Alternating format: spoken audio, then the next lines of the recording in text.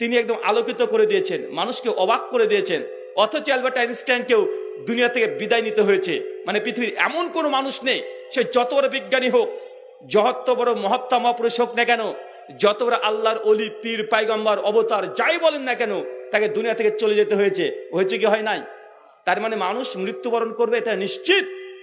আমি আপনাকে বলি, মানুষ মারা যাওয়ার পর আপনার এই শরীরটা, আপনার দুনিয়াতে সবচাইতে যে মানুষটা আপনাকে ভালোবাসতো, মৃত্যু এতই ভয়ঙ্কর যে মৃত লাশের পাশে আপনি 1 ঘন্টা একা একা আপনি বসতে পারবেন না। আজকে যে স্ত্রীটাকে নিয়ে আপনার কলিজা চাইতো যে দামি আপনার কাছে, যে স্ত্রীর জন্য সকাল থেকে রাত্রি পর্যন্ত আপনি খরচ করছেন, কষ্ট সাধ্য যত কষ্ট আছে সমস্ত কষ্ট আপনি ভাসিয়ে দিচ্ছেন, অথচ যে স্ত্রী কিনে 30-35টা বছর আপনি যে ঘরটাতে অন্ধকার হোক আর আলো হোক সব সময় আপনি সময় তার সঙ্গে কাটিয়েছেন, কিন্তু আজকে যদি সন্ধ্যার দিকে স্ত্রীটা মারা যায় আর আপনাকে যদি বলা হয় যে ভাই আজকে রাত্রি তো আর দাফন কাফন করা যাবে না, তো আপনি নিজের স্বামী, অতএব আজকে এই ঘরে যে ঘরে প্রতিদিন থাকতেন, আজকে আপনার স্ত্রীকে আপনি একা পাহারা দেন, এই ঘরে আজকে লাইটটাকে অফ করে আপনি আজকে স্ত্রীর সঙ্গে থাকেন। বলেন তো পৃথিবীর কোন মানুষ আছে যে নিজের স্ত্রীকে মৃত অবস্থায় সারা রাত তার পাশে শুয়ে থাকতে পারে? এটা ভয় কাজ করবে না? একটা ভীতি কাজ করবে না? হৃদয়ের মধ্যে একটা ভীতি কাজ করবে। কেন? মানুষ মারা যাওয়ার পরে তার শরীরটা দেখে মানুষ ভয় পেতে থাকে। আমি এই জন্য বলেছি, পৃথিবীতে যত বড় স্বৈরাচারী শাসক হোক না কেন, যত বড় দাম্ভিক, যত কোটিপতি ধনী হয়ে যাক না কেন, যদি মানুষকে যদি অসহায় দেখতে চান, তাই যখন মানুষ মারা যাচ্ছে আপনি মাঝে মধ্যে মানুষের মৃত মানুষের শরীরটাকে গোসল করাবেন, দেখবেন মানুষ কত নিরীহ, যে এই গোটা বিশ্ব জগতের দাম্ভিকতা দেখিয়েছে। যখন মনে হবে যে আপনি মৃত্যুবরণ করবেন না, মৃত মানুষটাকে একবার গোসল দিয়ে দেখাবেন, দেখবেন যে মানুষ কত নিষ্ঠুর, কত দুর্বল আল্লাহ থেকে সৃষ্টি করেছেন। আল্লাহ সুবহানাহু ওয়া তাআলা আমাদের প্রত্যেককে এই মৃত্যু চিরন্তন সত্য, এটা আমাদের মাঝে মধ্যে মনে করা তৌফিক করে দাও। চলে পড়ি আমিন। সম্মানিত সুধী, আলোচ্য বিষয় যে আমলে জান্নাতে ঘর পাওয়া যায়, তার মানে বোঝা যাচ্ছে জান্নাতে ঘর আছে। আচ্ছা, কে কে জান্নাতে ঘর চান? একটু হাত তোলেন তো। এই কয়জন চান? আর বাকি জন চান না? না, মানে আপনারা মানে এতটাই প্রেস্টিজ বোধ মনে করেন ধর্মীয় কথাগুলো শুনতে, যে জান্নাতে আর ঘর। আপনি দুনিয়াতে মাত্র কয়েকটা বছর পেয়েছেন, আর যতটা হায়াত আপনি পেয়েছেন আপনার টেনশন কি একটাই, যে ইনকাম করব, ছেলে মেয়েকে খাওয়াবো ভালো, আর মনের মতো সুন্দর করে একটা ঘর তৈরি করবো। এ দুনিয়াতে আপনার ঘর তৈরি করার জন্য আপনি পরিশ্রম করছেন না? প্রতিদিন ভোরবেলাতে আপনি চলে যাচ্ছেন, যদি ব্যবসায়িক হন ব্যবসা করতে, যদি একজন সার্ভিসম্যান হন চাকরি করতে চলে যাচ্ছেন, প্রতিদিন ভোর থেকে রাত্রি পর্যন্ত পরিশ্রম, কঠোর পরিশ্রম, রোদ নেই, গরম নেই, বৃষ্টি নেই, ঝড় নেই, আপনি পরিশ্রম করছেন কেন? কারণ আপনার একটা স্বপ্ন। যখন মনে পড়ে আপনার 20 বছর আগে, যখন এদিকে কোনো ইটের দেওয়ালের কোনো বাড়ি ছিল না, বাড়িগুলো ছিল সব শুধুমাত্র এই মাটির দেওয়াল দিয়ে, যখন বৃষ্টি আসতো, ঝড় আসতো, তখন মনে হতো যে কবে যে একটা ইটের দেওয়াল দিয়ে বাড়ি তৈরি করবো, একটা স্বপ্ন ছিল না? মানুষের স্বপ্নের শেষ নাই। যখনই পরের বছরে ইটের দেওয়াল দিয়ে একটা বাড়ি তৈরি করতে পেরেছে, যখন ঝড় আসে তখন মনে হয় যে টিনটা এখন উড়ে যায়, ছেলে মেয়েরা ভয় পায়, যদি আগামী বছর একটা ছাদ দিতে পারতাম। তার পরের বছর ঠিকই ছাদ দিয়ে দিয়েছে, এরপর একটু প্লাস্টার করতে পারতাম, একটু রং দিতে পারতাম, একটু টাইলস দিতে পারতাম, এবার 2 তলা করতে পারতাম। মানুষের এরকম চিন্তা আসে না? নাই? মানে মানুষের জীবন জন্মের পর থেকে যখন ইনকাম করতে শুরু করেছে, মানুষের 2টো টেনশন, এক ভালো খাবো আর একটা ভালো বাড়ি নির্মাণ করব, ঘর নির্মাণ করব। এটা প্রত্যেকটা মানুষের, যে ধর্মেরই হোক না কেন, মানুষের টার্গেট দুনিয়াতে একটাই, যে দুনিয়াতে সুন্দর মনের মতো একটা রাজপ্রাসাদ তৈরি করব। তো আল্লাহ সুবহানাহু ওয়া তাআলা তিনি যখন মানুষ জান্নাতে প্রবেশ করবেন, তাদেরকে জান্নাতে ঘর দেবে। আর আল্লাহ সুবহানাহু ওয়া তাআলা কাছে জান্নাতের ঘরের দৃষ্টান্ত এটাকে আমাকে দুনিয়াতে বলতে হবে। আপনি তাজমহল দেখে ওয়াও মানে আপনি বলে ওঠেন, আরে সর্বরাজ কত চমৎকার। আপনি আমেরিকার হোয়াইট হাউস দেখে অবাক হয়ে যান, সুইজারল্যান্ডের সমুদ্র সৈকত দেখে অবাক হয়ে যাচ্ছেন। কিন্তু আল্লাহ সুবহানাহু ওয়া তাআলা জান্নাত আর আল্লাহ সুবহানাহু ওয়া তাআলা যে ঘর দেবে, দৃষ্টি নন্দন, ভাই কোনো কমতি থাকবে? আপনি টাকা খরচ করতে পারেন, দুনিয়াতে একটা বাড়ি তৈরি করতে পারেন, কিন্তু আপনি কালার একটা চেঞ্জ মানে আপনি দিয়েছেন, অনেক মানুষ এসে বলছে যে ভাই এই কালারটা ভালো লাগছে না, বা আপনি একটি ডিজাইন করেছেন, তৈরি হওয়ার পরে মনে হচ্ছে না ডিজাইনটা তো ভালো লাগছে না, ওই পাশের বাড়ির অমুকের বাড়ির ডিজাইনটা চমৎকার, এমন মনে হয় কি হয় না? মানে আপনি টাকা ইনভেস্ট করছেন কিন্তু তারপরেও মনের মতো একটা বাড়ি তৈরি করতে পারেন না, অথচ আপনার টার্গেট পূরণ করতে করতে মানুষ মৃত্যু হয়ে যায়। অনেক মানুষ আছে বাড়ি করব করতেই আছে, প্রত্যেক বছরের কাজ করে আছে, মানুষটা মারা যায়, স্বপ্নের মতো একটা বাড়ি তৈরি করতে পারে না, পারে না। আল্লাহ সুবহানাহু ওয়া তাআলা এই অপূর্ণ স্বপ্নকে বাস্তবায়ন করার জন্য দুনিয়াতে তিনি এমন কিছু আমলের কথা বলে গেছেন যে আমলগুলো করলে মৃত্যুর পর যখন অনন্তকাল জীবন আপনি পাবেন, আল্লাহ সুবহানাহু ওয়া তাআলা জান্নাতে একটা দৃষ্টিনন্দন আকর্ষণীয় ঘর আপনাকে উপহার দেবে। চলেন আলোচ্য বিষয়, যে আমলে জান্নাতে ঘর পাওয়া যায়। সুনান তিরমিজি হাদিস নাম্বার 3550, আল্লাহ নবী বলছেন যে আমার উম্মতের গড় বয়স 60 থেকে 70। কত বছর চাচা? উম্মতের গড় বয়স কত? 60 থেকে 70। মানে মানুষ এই 60 থেকে 70 বছর পর্যন্ত জীবিত থাকবে, এটা মিনিমাম এবং ম্যাক্সিমাম, এটা গড় আয়ু। এর চেয়ে কেউ বেশি বাঁচতে পারে, কমও বাঁচতে পারে, কিন্তু গড় আয়ু অধিকাংশ 60 থেকে 70 বছর এই উম্মতের গড় বয়স। সুনান তিরমিজি হাদিস নাম্বার 2417, সনদ হাসান। আল্লাহ নবী বলছেন যে কিয়ামতের মাঠে প্রত্যেকটা মানুষকে 5খানা প্রশ্ন করা হবে। কয়টা প্রশ্ন চাচা? আরো জোরে, কয়টা প্রশ্ন? 5খানা প্রশ্ন করা হবে প্রত্যেক মানুষকে, কেউ বাদ যাবে না এই প্রশ্ন থেকে, সবাইকে, আলেম থেকে শুরু করে সাধারণ মানুষ পর্যন্ত। আলেম হয়েছে বলেই তাকে প্রশ্ন করবে না তা নয়, প্রত্যেকের আদমী সন্তান যে, তাকে প্রশ্ন করা হবে। প্রথম প্রশ্ন আল্লাহ করবেন আন উমুরিহি, বান্দা দুনিয়াতে তোমাকে 50 বছর বয়স দিয়েছিলাম, বা 50 বছর 7 মাস 3 দিন তোমাকে সময় দিয়েছিলাম, এই সময় তো আমার, তোমাকে দিয়েছিলাম। এই 50 বছর তুমি কোন খাতে ব্যবহার করেছো, কি কাজ করেছো, কি আমল করেছো, কোনটা ভালো কাজ করেছো, কোনটা মন্দ কাজ করেছো। প্রত্যেকটা আমল কিয়ামতের মাঠে আল্লাহ সুবহানাহু ওয়া তাআলা প্রত্যেক সেকেন্ডের কড়াই গন্ডায় আল্লাহ হিসাব নিয়ে নিবে। কেন? সময় কে দিয়েছে আপনাকে? আপনাকে যদি বলি ভাইজান চলেন মসজিদে, চলেন নামাজ পড়তে, আপনি বলছেন যে ভাই আমার সময় নেই, এরকম মানুষ বলে না? সময় তো আসলে আপনারও নয়, কথা আপনি পরোক্ষভাবে ঠিকই বলছেন যে ভাই আমার সময় নেই, আসলে সময় তো আপনার নাই, কারণ সময়টা তো আল্লাহ সুবহানাহু ওয়া তাআলা দিয়েছেন। কিন্তু এই সময়ের হিসাব কিয়ামতের মাঠে আল্লাহ প্রত্যেক আদম সন্তানের আল্লাহ নেবেন। এখন আপনার প্রস্তুতি দেখেন, আপনি আল্লাহকে সময়ের হিসাব দিতে পারবেন কি পারবেন না। আজকে এত সুন্দর চমৎকার একটা দিনই পরিবেশ করা হয়েছে, কত লাইটিং, কত খরচ, কত যন্ত্র, সমস্ত কিছু উপস্থিত, কিন্তু এই গ্রামের মানুষ এখন পর্যন্ত এই মজলিসকে পূর্ণ করতে পারে নাই। আপনি মনে করছেন যে কিয়ামতের মাঠে হিসাব নেবে না? অবশ্যই। সুনানে আবু দাউদ কিতাবুল ফিতান হাদিস নাম্বার 4299, আল্লাহ নবী বলছেন অচিরেই কিয়ামত ততক্ষণ হবে না। কি বলেন তো ভাইজান? কিয়ামত গোটা সৃষ্টি জগৎকে আল্লাহ ডিস্ট্রয় করবে, ধ্বংস করে দিবে, থাকবে না। চন্দ্র, সূর্য, পাহাড়, পর্বত, নদী, নালা যা আছে সবগুলো আল্লাহ সৃষ্টি, আল্লাহ একদিন ধ্বংস করে দিবে। এই চন্দ্র সূর্য একদিন ছিল না কি কথা বলেন? যারা আপনারা ভূগোল নিয়ে পড়াশোনা করেছেন, পদার্থবিদ্যা নিয়ে পড়াশোনা করেছেন, তারা জানেন বিজ্ঞানের মাধ্যমে চন্দ্র, সূর্য, গ্রহ, তারা, এই গ্যালাক্সি সমগ্র সৃষ্টি জগৎ এক্সিস্টিস তথা অস্তিত্বে এসেছে। তার পূর্বে এগুলো ছিল না। আল্লাহ এইগুলো সবগুলো একদিন ধ্বংস করে দিবে। আল্লাহ বলছে কিয়ামত ততক্ষণ হবে না যতক্ষণ না পর্যন্ত আমার উম্মতের উপরে বেধর্মীরা, একটা ক্ষুধার্ত বাঘ যেমন খাবার দেখলে যে ঝাঁপিয়ে পড়ে, অচিরে আমার উম্মতের উপরে পৃথিবীর সমস্ত যারা আছে আমার উম্মতের উপরে ঝাঁপিয়ে পড়বে। কথা কি বুঝতে পারলেন? এই কথা কতদিন আগেকার বলেন তো?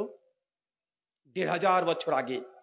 সে মরুভূমির মানুষটা, যে সময় এরকম হ্যালোজেন লাইট তো দূরের কথা, মানুষ মোমবাতি আবিষ্কার করতে পারেনি। আজকের কথা নয়, সে মরুভূমি, মানুষ পানি পান করার জন্য 2 কিলোমিটার 3 কিলোমিটার রাস্তা অতিবাহিত করেছে। মানুষ গোসল করেছে 1 লিটার 1.5 লিটার পানি দিয়ে। মানুষ একটা সময় পানি পেয়েছে, আর এক সময় পানি পায় নাই। আমরা এখন 2025 সালে বসবাস করছি। রাত যত গভীর হয় এই শহরগুলো তত চকচক বেশি করে, আরো বেশি ভালো লাগে, লাগে না? কিন্তু আপনি আজ থেকে 20 বছর আগেকার কথা মনে করেন তো, যে সময়তে ইলেকট্রিসিটি এত ছিল না। একটু যদি ঝড় বৃষ্টি গ্রামগঞ্জে হতো, যখন ইলেকট্রিক এই গ্রাম অঞ্চলে ছিল না, রাত 7টাকে দেখে মনে হতো রাত 1:30 2টো বাজছে, মনে হতো না? রাত যে কত ভয়ঙ্কর, রাত মানুষের অন্তরে ভয় তৈরি করতে পারে। কিন্তু আধুনিক যুগ, এখন এত ইলেকট্রিক, রাত যত বেশি হয় মানুষের ভয় আর কাজ করে না। কেন? চতুর্দিকে আলো আর আলো। দিনের চাইতে রাতের সৌন্দর্য এখন ঝংকার দিয়ে পড়ে না? কিন্তু আপনাকে আমি আজকের কথা বলছি না, বলছি আজ থেকে 1500 বছর আগেকার কথা। আল্লাহ নবী মুহাম্মদ সাল্লাল্লাহু আলাইহি ওয়াসাল্লাম যখন এসেছিলেন মরুভূমির প্রান্তে, একদম মক্কাতে তিনি যখন এসে এই হাদিসটা বলেছে, দেখে মনে হয় হাদিসটা যে আল্লাহ নবী আজকের দিনের এই বিশ্বের পরিস্থিতি দেখে ডাইরেক্ট নবী ভবিষ্যৎবাণী করছে। কি বলছেন? যে গোটা বিশ্বের ইসলাম বিরোধীরা আমার উম্মতের উপরে এমন ভাবে ঝাঁপিয়ে পড়বে, যেইভাবে ক্ষুধার্ত বাঘ কোনো খাবারের পাত্র দেখলে ঝাঁপিয়ে পড়ে। মানে একটা ক্ষুধার্ত বাঘকে দেখবেন, যদি হরিণকে দেখতে পায় কিভাবে ঝাঁপিয়ে পড়ে দেখেন না? মানে নিজের জীবনকে বাঁচিয়ে রেখে সে হরিণকে শিকার করার জন্য দ্রুত গতিতে ঝাঁপিয়ে পড়ে না? আমাদের নবী বলছে আমার উম্মতের ওপরে পৃথিবীর সমস্ত একজোট হয়ে যাবে, ইসলামের বিরুদ্ধে, মুসলিমদের বিরুদ্ধে সবাই একজোট হয়ে মুসলিম উম্মার উপরে ঝাঁপিয়ে পড়বে। ঝাঁপিয়ে পড়তে দেখছেন না? এটাকে খুলে বলতে হবে। অপরাধ নেই, কিন্তু আপনাকে অপরাধী সাজানো হচ্ছে।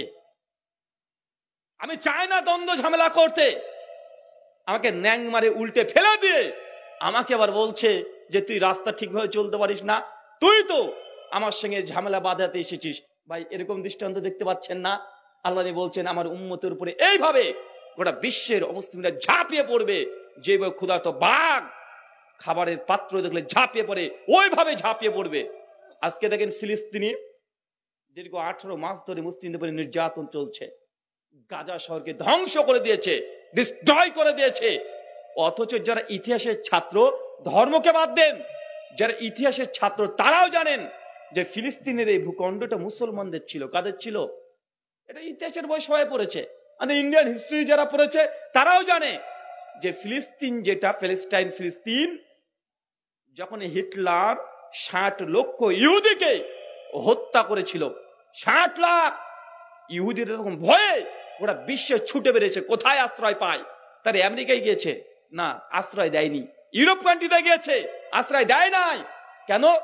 কারণ হিটলার 60 লাখ ইহুদিকে রাতারাতি হত্যা করে দিয়েছে। এখন ইহুদিরা কোথায় গিয়েছে? তারা ফিলিস্তিনে গিয়েছে। তখন মুসলমানরা ক্ষমতায় আছে ফিলিস্তিনে। ফিলিস্তিনে গিয়ে বলছে যে আমাদেরকে ইহুদিরা, আমাদেরকে খ্রিস্টানরা হত্যা করেছে, একটু আমাদেরকে আশ্রয় দেন, জানে বাঁচতে চাই, একটু আশ্রয় দেন। মুসলমান হৃদয় তাদের অত নোংরামি থাকে না। মানুষ বিপদে পড়েছে, মানুষকে আশ্রয় দিয়ে দিয়েছে। যখন ইহুদিদেরকে ফিলিস্তিনে ঢুকিয়ে নিয়েছে, তার নির্যাতিত, তারা হত্যা করছে, তাদেরকে গেট খুলে দিয়েছে, থাকো আমাদের এলাকাতে, আমাদের শহরে থাকো, আমাদের দেশে থাকো, খাও পড়ো।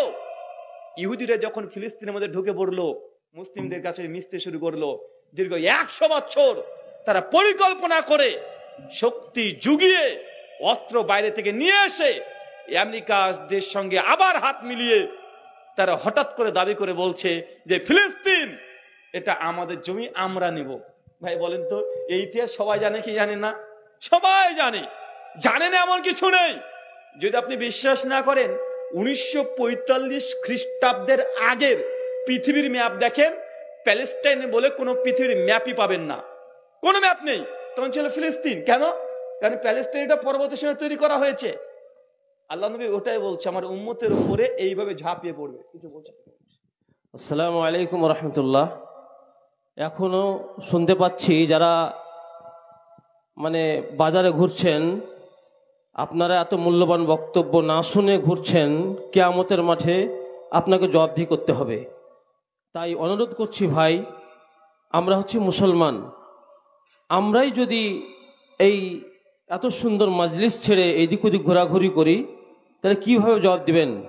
অনুরোধ করছি যে এইদিক ওদিক না ঘুরে, বাজারে না থেকে মূল্যবান বক্তব্য শোনার জন্য স্টেজে চলে আসুন। ভাই অবশ্যই আসুন, অনুরোধ করছি। আসসালামু আলাইকুম। সম্মানিত সুধী, জাস্ট আপনাকে পৃথিবীর একটা দেশের হিস্ট্রি, ইতিহাসের কথা বললাম। দীর্ঘ 18 মাস ধরে ফিলিস্তিনে মুসলিমদের উপরে নির্যাতন চলছে না? সবাই জানে যে মুসলমানদের উপরে অনার্থকভাবে হত্যা করছে। পৃথিবীর সমস্ত মিডিয়া, পরাশক্তি রাষ্ট্রগুলো তার স্টপ মুখে কুলুপে মেরে দিয়েছে। কেন? কারণ একটাই, যে এরা মুসলিম, আর মুসলিম মানে তাদের কাছে মানুষ নয়, এটা মুসলিম। তারা এমনই দেখে। ইকোটাকে কমাতে হবে, খুব ইকো হচ্ছে। সাউন্ড সিস্টেম ওলা কই? ওটা কেটে দেন তো, ওটা বন্ধ করে দেন। জি, এই করে যদি পৃথিবীর প্রত্যেকটা রাষ্ট্রের যদি কথা বলা হয়, একটা সময় মুসলিমরাই ছিলেন ক্ষমতায় গোটা বিশ্ব জগতের, সৃষ্টি জগতের মধ্যে। দেখবেন মাঝে মধ্যে আপনি শুনবেন মিডিয়াগুলোতে মুসলিমদেরকে বদনাম করার জন্য বারবার ঘুরে ঘুরে কিছু দেশের নাম, কমন কিছু দেশের নাম বলবে, যে দেখো পাকিস্তানকে, দেখো পাকিস্তান কি হয়েছে, আফগানিস্তান দেখো, বাংলাদেশ দেখো, এটা মুসলিম কান্ট্রি। অথচ এদের অর্থনীতি, এদের জিডিপি, এদের সমাজ, শিক্ষা সব দিক দিয়ে পিছিয়ে। বা এই কথাটা বারবার শোনেন না আপনারা? কিছু হলেই মুসলমানের 3-4টে দেশটাকে দেখিয়ে দেয়। কিন্তু যারা শিক্ষিত তারা জানে যে গোটা বিশ্বের মধ্যে, এই ওয়ার্ল্ডে 52 থেকে 56খানা ইসলামিক কান্ট্রি আছে। এই ঘুরে ফিরে পাকিস্তানের কথা কেন? ঘুরে ফিরে বাংলাদেশের কথা কেন? ঘুরে ফিরে আফগানিস্তানের কথাই বা কেন? ওরা বলতে চায় যে দেশে ইসলাম আছে সেই দেশে অশান্তি বেশি আছে, যে দেশে ইসলাম আছে মুসলমান বেশি, ওই দেশে হিংসা সবচেয়ে বেশি, সন্ত্রাসী, আতঙ্কবাদী, জঙ্গি সেই দেশেই বেশি। বা এমন একটা কথা শুনতে পান না আপনারা সবসময়? উদাহরণ কি দেবে? দেখেন পাকিস্তানের দিকে দেখেন, আফগানিস্তান দেখেন, বাংলাদেশ দেখেন। কিন্তু আমি বলতে চাই মাত্র 3টেতে গোটা বিশ্ব জগতের মধ্যে ইসলামিক কান্ট্রি নয়, গোটা বিশ্ব জগতের 56খানা মুসলিম কান্ট্রি আছে। কেন? যদি এটাই তোমাদের আর্গুমেন্ট, এটাই যদি মূল মানদণ্ড হয়ে থাকে, যেখানে মুসলমান বেশি সেখানে অশান্তি বেশি। Malaysia Islamic country, Indonesia Islamic country আছে না নাই? কথা বলেন। সৌদি, দুবাই, কুয়েত, কাতার, বাহরাইন, ইন্দোনেশিয়া, মালয়েশিয়া, সিঙ্গাপুর, সব জায়গাতে কারা সংখ্যাগরিষ্ঠ? কোন রাষ্ট্র এগুলো? এগুলো তো মুসলমান সংখ্যাগরিষ্ঠ। এখানে সংবিধানে বিসমিল্লাহির রহমানির রহিম তারা প্রথমে লিখে দেয় ইসলামিক কান্ট্রি।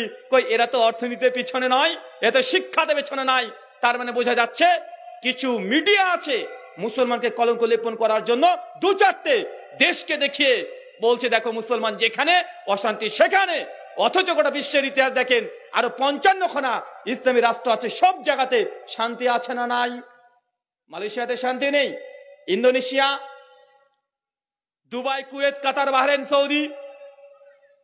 এখন আপনি গুগল করেন ইসলামী রাষ্ট্রগুলোর নাম দেখেন, আর প্রত্যেকটা রাষ্ট্রের জিডিপি দেখেন, বরং আমাদের দেশের চাইতেও তাদের জিডিপি অনেক বেশি আছে না নাই?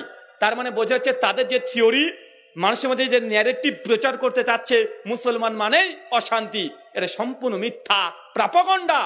উদ্দেশ্যপূর্ণ ভাবে মুসলমানদের বিরুদ্ধে নোংরা ষড়যন্ত্র চালিয়ে মানুষের ব্রেন ওয়াশ করছে। আর এক শ্রেণীর কিছু মানুষ তাদের ব্রেন ওয়াশের পাল্লায় পড়ে নিজেকে হীনমন্যতে ভুগছে, যে তাই তো এরকম মুসলমানের মধ্যেও এমন ন্যারেটিভ প্রবেশ করানো হয়েছে না? আল্লাহ সুবহানাহু ওয়া তাআলা তুমি আমাদেরকে এই কথাগুলো মানুষের সামনে সত্যগুলো প্রচার করার তুমি তৌফিক দান করো। সকলে পড়ি আমিন। সম্মানিত শুধু নবীর ওই হাদিসের দিকে চলে যান। আমি যার কথা বলছি ইনি নবী, ইনি কোনো কবি না।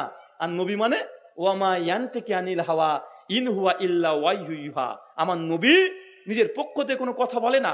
আমি আল্লাহ আমার নবীকে যা বলতে বলি আমার নবী তাই বলে দেয়। সূরা নাজম সূরা 53 আয়াত নাম্বার 3 এবং 4। তার মানে আপনাকে বুঝে নিতে হবে যিনি গোটা সৃষ্টি জগৎ তৈরি করেছেন তিনি এই কথাগুলো বলছেন। কিন্তু আপনাদের ভেতরে কতটা ঈমান আছে এটা নিয়ে সংশয়।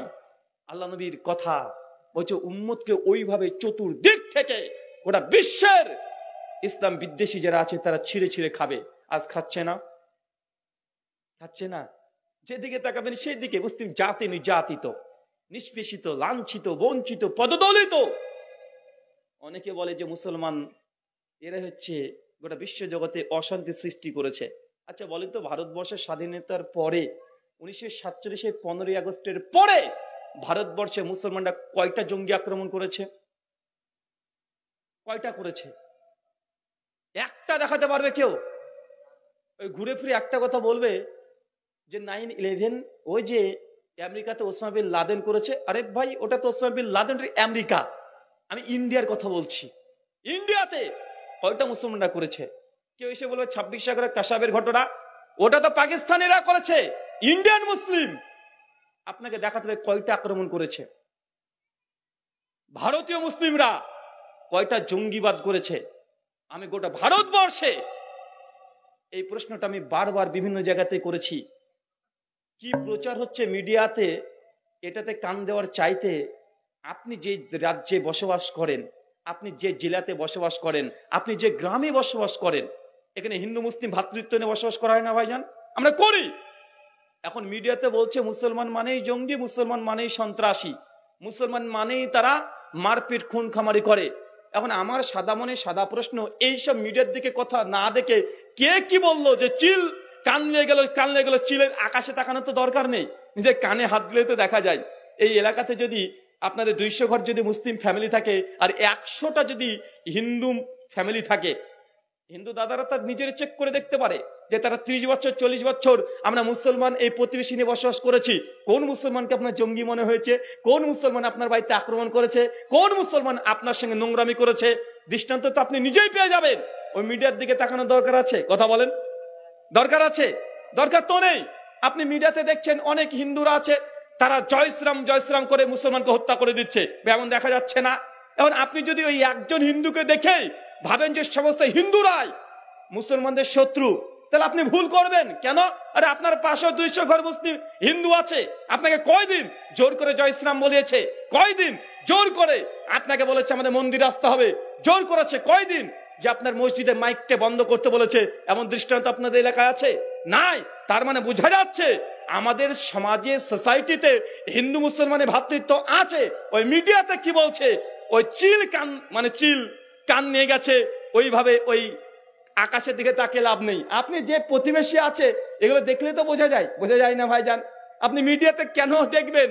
মিডিয়া তো টিআরপি, যে যত বেশি উস্কানি দিতে পারবে তার তত বেশি টিআরপি আসবে, তার তত বেশি ইনকাম আসবে, সে তত বড় সেলিব্রিটি। ভাই বুঝতে পারছেন না কেন? এখনকার টিকটক, কিছু টিকটকার আছে দেখবেন, মানে ইনকাম করার জন্য মানুষ উলঙ্গ হতেও, প্রকাশ্যে উলঙ্গ হয়ে এখন অনেক ভিডিও রিলস করছে না কেন? টাকা, এটা সেলিব্রিটি হবে।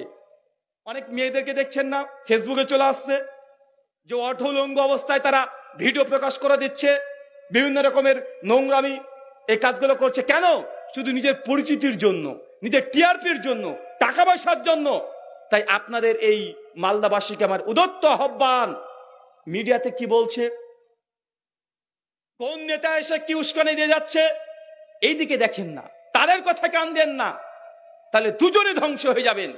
আপনাকে দেখতে হবে যে আপনি 30 বছর এই গ্রামে বসবাস করছেন, অভিজ্ঞতা আপনার কি বলছে, বাস্তবতা, রিয়েলিটি কি বলছে। আসলে কি মুসলমানরা হিন্দুদের শত্রু বা হিন্দুরা মুসলমানের শত্রু? আপনি বসবাস করছেন 30 বছর ধরে, আপনি কি মানুষটাকে চিনতে পারছেন না? তাকে দেখে জঙ্গি মনে হচ্ছে, তাকে দেখে সন্ত্রাসী মনে হচ্ছে। আপনি রিয়েলিটিতে দেখছেন, বাস্তবতা দেখছেন, তা তো কোনোদিন মনে হয় নাই। একসঙ্গে চলাচল করছেন, একসঙ্গে কেনাবেচা করছেন, দোকানে একসঙ্গে বসে আছেন, সমস্ত কিছু একসঙ্গে করছেন, কিন্তু মিডিয়ার কান্দে আর কিছু মানুষ যারা ভোট ব্যাংকের কারণে এই হিন্দু মুসলমানের দ্বন্দ্ব লাগিয়ে ফায়দা লুটতে চাচ্ছে, তাদের দিকে যদি কান দেন তাহলে তারা তো ক্ষমতায় চলে যাবে। আপনার ছেলে মেয়ে, আমার ছেলে মেয়ে এই ফকির হয়ে বসে থাকবে বা টুকটুকি চালাবে। এমন দেখতে পাচ্ছেন না ভাইজান? আর আমি বেশি কিছু বলতে চাই না, বর্তমান সিচুয়েশনকে সামনে রেখে আপনাদের কাছে এই নুসরাতটা থাকলো। আল্লাহ নবী বলছেন আমার উম্মতের উপরে ওইভাবে ঝাঁপিয়ে পড়বে যেইভাবে ক্ষুধার্ত বাঘ কোনো খাবার দেখলে ঝাঁপিয়ে পড়ে। সাহাবীরা বলছেন ইয়া রাসূলুল্লাহ, আমাদের উপরে ঝাঁপিয়ে পড়বে? তাহলে সেই সময় থেকে আমরা মুসলমানরা সংখ্যায় কম থাকবো? এই জন্য কি অমুসলিমরা এসে আমাদেরকে এইভাবে আক্রমণ করবে? আল্লাহ নবী বলছেন লা, আরে না, সেই সময়তে মোটে আমার উম্মত সংখ্যায় কম থাকবে না, সংখ্যায় তো অজস্র থাকবে, অসংখ্য থাকবে। তবে আমার উম্মত হবে ওই স্রোতে ভেসে যাওয়া আবর্জনার মতো। মানে বাংলা অনুবাদ করলে যেটা হয়, স্রোতে ভেসে যাওয়া আবর্জনা, বোঝেন?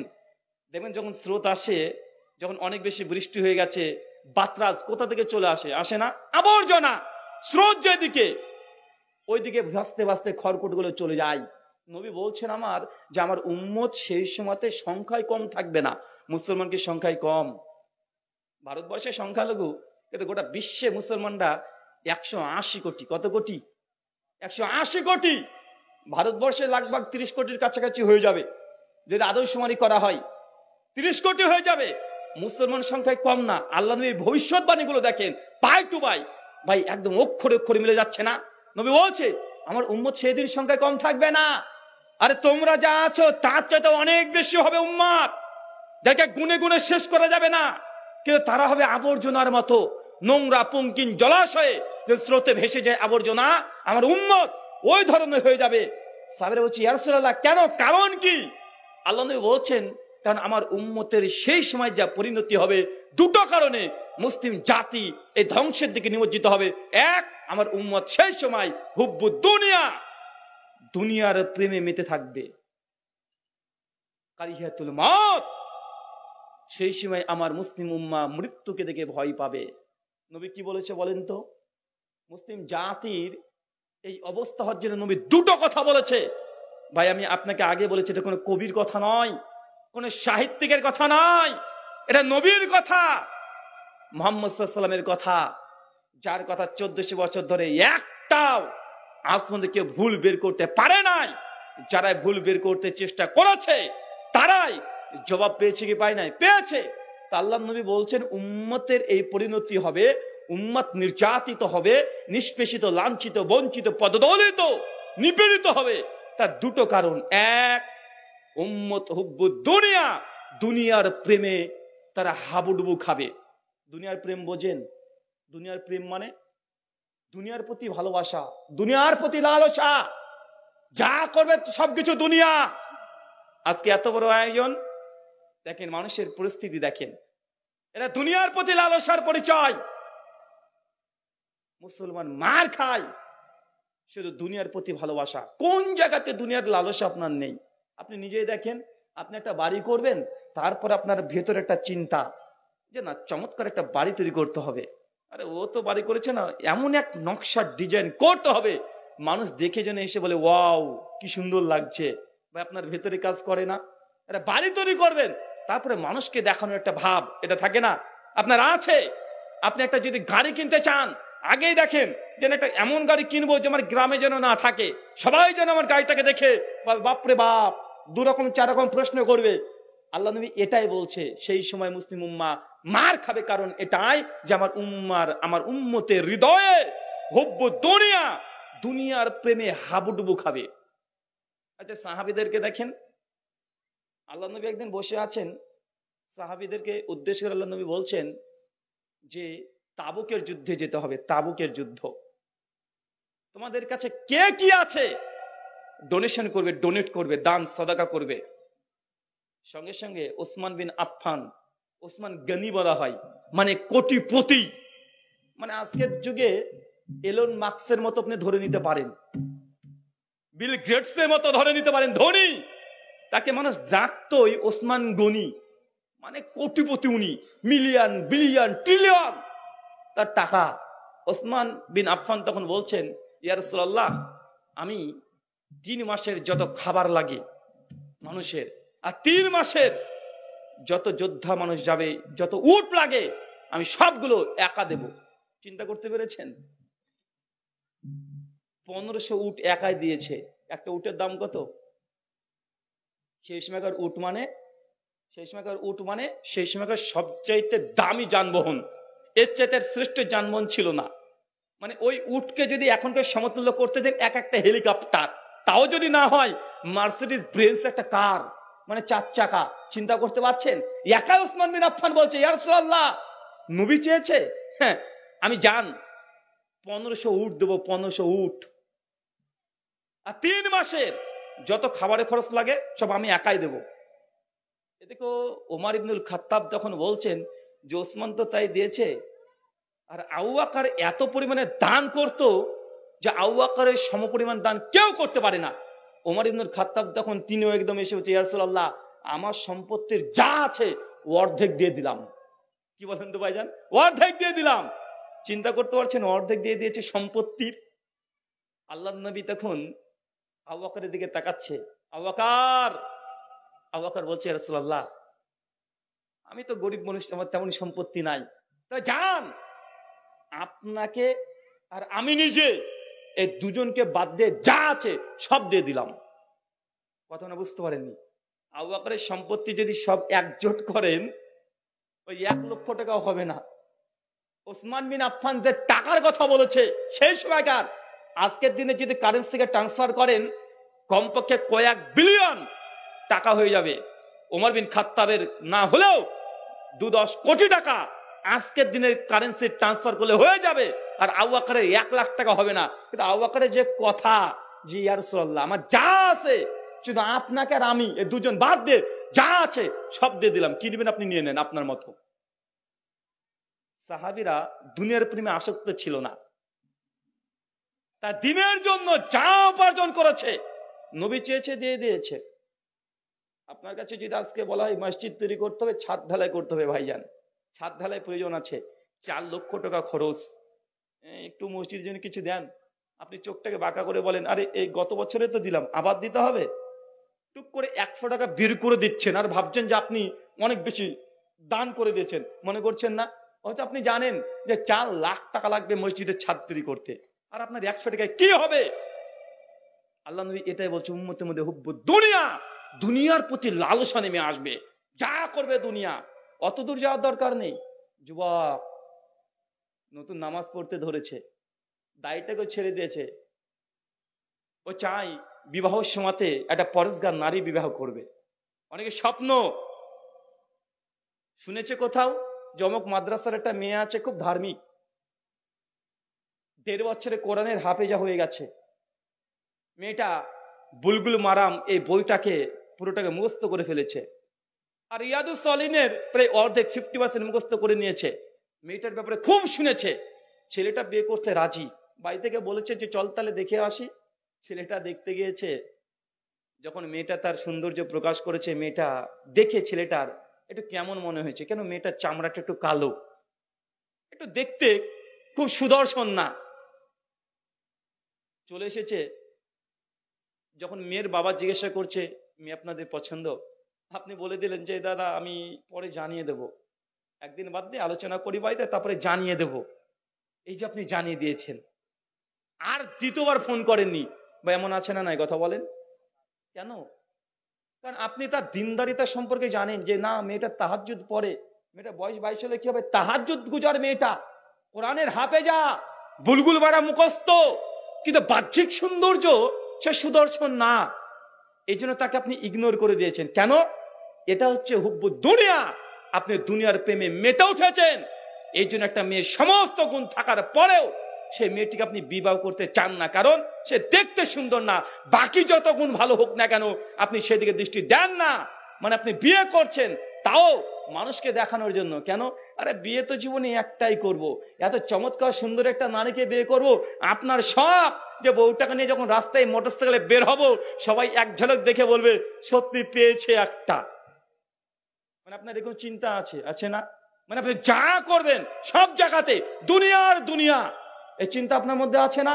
নবী এই কথাই বলছে, উম্মত মার খাচ্ছে, মার খাবে যতদিন এই দুনিয়ার প্রতি লালসা আপনার দূর না হবে, ততদিন মুসলিম উম্মাহ এইভাবে নির্যাতিত, নিপীড়িত, লাঞ্ছিত, বঞ্চিত, পদদলিত হবেন। কারিহাতুল মাত। আর মুসলিম উম্মাহ মরতে ভয় পাবে, মৃত্যুকে দেখে ভয় পাই।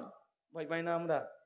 চাচা আপনি জানি আপনার 10 বিঘা জমি আছে, মৃত্যুর শয্যায় শায়িত আছেন আপনি। মসজিদের ইমাম যদি এসে বলে যে চাচা আপনাদের সময় শেষের দিকে, কালেমা পড়েন, কালেমা পড়েন, তওবা করেন, আর এত সম্পত্তি আছে চলে তো যাচ্ছেন, একটু মাদ্রাসার জন্য কিছু দান করেন, 1 বিঘা মাদ্রাসার জন্য দেন। ওই লোকটা মৃত্যুর শয্যায় শায়িত যদি সেই সময় শুনে যে মাদ্রাসার জন্য দান করে দেন, চোখ পাঁকড়ে তাকাবে, বাড়ার বাড়ি থেকে আমার বলে কি বলেন না, কথা বলেন, মানে মরে যাবে। তার কথা সম্পত্তির লালসা এখনো কমেনি। কারিহাতুল মউত, উম্মত তোমার মৃত্যুকে ভয় পাবে। অথচ যখন ওই লোকটা মৃত্যুর শয্যায় শায়িত, যখন বলছে তাকে ভেলুরে নিয়ে যেতে হবে, চেন্নাই নিয়ে যেতে হবে, তখন বলছে যে বাপ আমার জমি বিক্রি করে দে, বয়স 75 হয়ে গেছে, এখনো বাঁচার শখ, উঠতে পারে না, চলতে পারে না, ঠিক মতো খেতে পারে না, এখনো বাঁচার শখ। 75 বছর বয়সে যখন শয্যায় শায়িত হচ্ছে, মৃত্যু শয্যায়, তখন বলছে জমি বিক্রি করে দে 2 বিঘা, বাড়ি বিক্রি করে দে, গাড়ি বিক্রি করে দে, আমাকে চেন্নাই নিয়ে চল বাপ, আমাকে চেন্নাই নিয়ে চল, আমাকে ডাক্তার দেখা। মানে মরতে ভয় পাই। ভাই আছে না নাই কথা বলেন? আল্লাহ নবীর এই কথাগুলোর দাম আপনি কিভাবে যে দিবেন আমি বুঝি না। তিনি নবী, তিনি কবি না, তিনি সাহিত্যিক না, তিনি যে কথা বলেন তিনি রবের কথা, আল্লাহর কথা। তিনি আরবিতে বলেছিলেন, আমি আপনাকে আরবি টু বাংলা এই দুটো আপনাকে ব্যাখ্যা করলাম, যে মুসলিম উম্মাহ ততদিন মার খাবে, নির্যাতিত হবে, যতক্ষণ পর্যন্ত 2টা ভাইরাস আপনার হৃদয় থেকে, এই শরীর থেকে রিমুভ, আনইনস্টল না করছেন, ততদিন আপনি নির্যাতিত হবেন। লোকে এসে আপনাকে ন্যাং মেরে, ধাক্কা মেরে আপনাকে আবার জেলখানে পুরে রাখবে। এটাকে বলে নির্যাতন। কথা বুঝতে পারলেন না মনে হয়? মানে আপনার দোষ নেই, আপনি ভালোভাবে চলতে চান, আপনি দ্বন্দ্ব করতে চান না, ঝামেলা করতে চান না, কিন্তু আপনাকে সে যদি ন্যাং মেরে ফেলে দেয়, দূর থেকে যদি আপনাকে মানে বল দিয়ে যদি নিক্ষেপ করে, বাটুল দিয়ে যদি আঘাত করে, আপনি কি করবেন? আপনি যদি বলটাকে তুলে হাতে নিয়েছেন, যে কে যে মারলো, তখন ওটাকে ভিডিও ক্যামেরা করে দেখানো হবে, দেখো মুসলমান আরেকজনকে মারছে, কেন? হাতে আপনার বল। আগেকার সিন আপনাকে দেখানো হবে না। বর্তমান প্রেক্ষাপট এমন হচ্ছে না, এটা দোষ তো আপনার। আল্লাহ বলছেন সূরা রদ 13 আয়াত নম্বর 11 মিডল অংশ, ইন্নাল্লাহা লা ইউগাইয়িরু মা বিকাউমিন হাত্তা ইউগাইয়িরু মা বিআনফুসিহিম। আল্লাহ বলছেন, আমি সেই জাতির, সেই ব্যক্তির, সেই সম্প্রদায়ের ততক্ষণ পরিবর্তন করব না যতক্ষণ ব্যক্তি, ওই মানুষটা নিজেকে পরিবর্তন না করে, ততক্ষণ আমি আল্লাহ তাদের কোনো পরিবর্তনই করব না। আল্লাহ আপনার পরিবর্তন করবে না এই অবস্থা, যতক্ষণ পর্যন্ত আপনি নিজে পরিবর্তন না হবেন। আর পরিবর্তন কি করতে হবে? প্রথমে বলেছি, দুনিয়ার প্রতি লালসা কমিয়ে দেন, লালসা কমিয়ে দেন।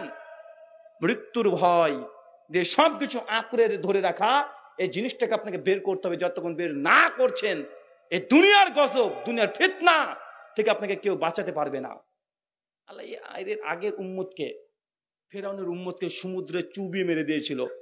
কি করেছিল বলেন তো ফেরাউনের উম্মতকে? এই ইতিহাস আপনারা শোনেন না বক্তাদের মুখে, যে ফেরাউন একদম সমুদ্রের ধারে কাছে চলে গেল, আর ফেরাউনের উম্মতরাও ছিল সঙ্গে, মুসা আলাইহিস সালাম তার উম্মত। ফেরাউনের উম্মত সব ফেরাউনকে পানিতে চুবিয়ে দিয়েছে। কেন ভাই? কেন চুবিয়েছে? ফেরাউনকে আল্লাহ পানির তলায় কেন চুবিয়ে দিয়েছে? কি কারণ? কি অপরাধ বলেন তো? কি অপরাধ? আপনি বলবেন যে ফেরাউন আল্লাহকে মানেনি, তাই না? নবী মুসা আলাইহিস সালাম যে শরীয়ত নিয়ে এসেছে, শরীয়ত মানেনি, এই জন্য আল্লাহ রাগান্বিত হয়েছে, তাকে সমুদ্রের মধ্যে পদদলিত করে শেষ করে ধ্বংস করে দিয়েছে। তো ফেরাউনের উম্মতেরা, ফেরাউনের যদি এই দুটো অপরাধ হয়, এক, আল্লাহকে না মানা, আল্লাহর বিধানকে না মানা, রসুলকে না মানা, মানে মুসা নবীকে না মানা, তো আজকে আপনি ফেরাউনের উম্মতের মতো আপনিও তো আল্লাহকে আপনি মানতে চান না। আল্লাহ যে শরীয়ত দিয়েছে, যে ল বিধান দিয়েছে, আপনি তো সেটা মানেন না, তো আল্লাহ সুবহানাহু ওয়া তাআলা আপনার উপরে গজব দিবে না? আজ জাতি, সামুদ জাতি, প্রত্যেক জাতিকে আল্লাহ ধ্বংস করেছে কেন? কারণ একটাই, সে আল্লাহকে সেভাবে মানেনি, মানে অস্বীকার করেছে এমনটা না, রবকে স্বীকার করতো, আল্লাহ আছে এক্সিস্ট, মানে আল্লাহর অস্তিত্ব স্বীকার করতো, কিন্তু আল্লাহ যে বিধান দিয়েছে এই বিধানকে কাজ করা দেখাতো। ও জানছে যে তওরাতে এই হুকুমটা আছে, কিন্তু আমি মানবো না, আমি মানবো না। কথা বুঝতে পারলেন না মনে হয়? তো মুসলিম উম্মাহ আজকে কি তেমন আপনি করছেন আল্লাহর সঙ্গে? তার নবী বলছেন যে আমি মুহাম্মদ সাল্লাল্লাহু আলাইহি ওয়াসাল্লামকে মানি, কিন্তু নবীকে কোথায় আপনি মানেন বলেন তো? কোন জায়গাতে মানেন? আচ্ছা, এলাকাতে যখন বিবাহ হয় ডিজে গান বাজে, হ্যাঁ মুজামুজি বাজে, হলুদ কাপড় পরে, মানে হলুদের অনুষ্ঠান করে। আচ্ছা, আপনার কি মনে হয় যে বিয়ের দিনে হলুদের অনুষ্ঠান করে আল্লাহর পক্ষ থেকে বরকত অবতীর্ণ হবে? যখন বিয়ে হয় এলাকাতে গেট সাজান আপনারা, গেট সাজান, গেট সাজে কি লেখা থাকে? 10,001 টাকা। ছেলেপক্ষ যখন বরযাত্রী আসছে, বরযাত্রী মানে এগুলো শয়তান, কি বলেন তো? বরযাত্রী না, এটা জুলুম যাত্রী, কি বলেন তো? জুলুম যাত্রী। কেন? কারণ মেয়ে পক্ষ জিজ্ঞাসা করেছে ছেলে পক্ষকে যে বিয়াই কয়জন আসবেন আপনারা? তখন বলছে আপনারা কতজন নিতে পারবেন? আচ্ছা 50 জন বলিয়েন, 50 জন আসেন। ছেলেপক্ষ তখন বলছে কি যে বলেন ভাই, আমার তো 4 বিটি, ওদের বলতে গেলে তো 50 জন হয়ে যাবে। 50 জন হবে না, একটু বাড়িয়ে দেন। তো ঠিক আছে, আর 2-10 জনকে নিয়ে আসেন। বলছে না, ও হবে না, 120 জন, 120 জন। বলেন না, কথা বলেন। 120 জন বরযাত্রী আসছে, এটা কি বরযাত্রী না জুলুম যাত্রী? কথা বলেন। কি করতে যাচ্ছেন? কি করতে যাচ্ছেন? জুলুম করতে যাচ্ছেন। ইসলাম বলছে মেয়ে সন্তান হচ্ছে পিতার জন্য কি রহমত। কি কথা বলেন? রহমত। তো আপনার মেয়েটা রহমত কেন?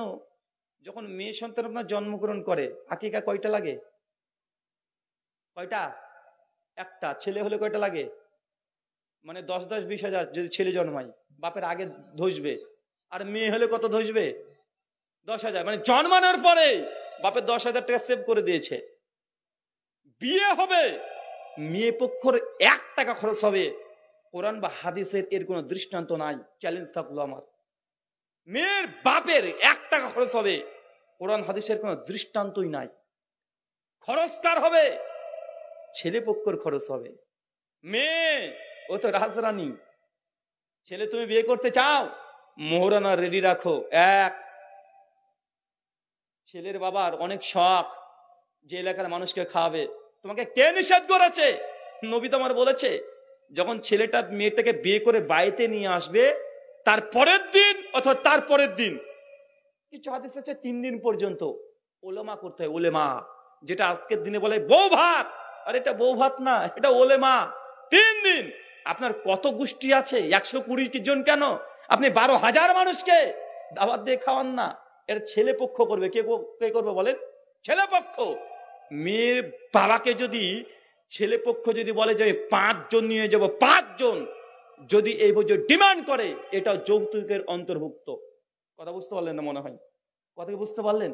আপনি দেখান, আমি আপনাকে চ্যালেঞ্জ করলাম, বিয়ের দিন মেয়ের বাপের 1 টাকা খরচ হবে, 1 টাকা। এরকম কোন কোরআনের আয়াত বা হাদিস আপনি পেশ করতে পারবেন না। কিন্তু বিয়ের দিন ছেলে পক্ষ যত খরচ, ছেলে পক্ষর। কার পক্ষর কথা বলেন? কার খরচ হবে যত খরচ? সব ছেলে পক্ষ। মেয়ের বাপকে এই কথা বলতে পারবে না যে আমরা 10 জন আসবো, এ কথাই না।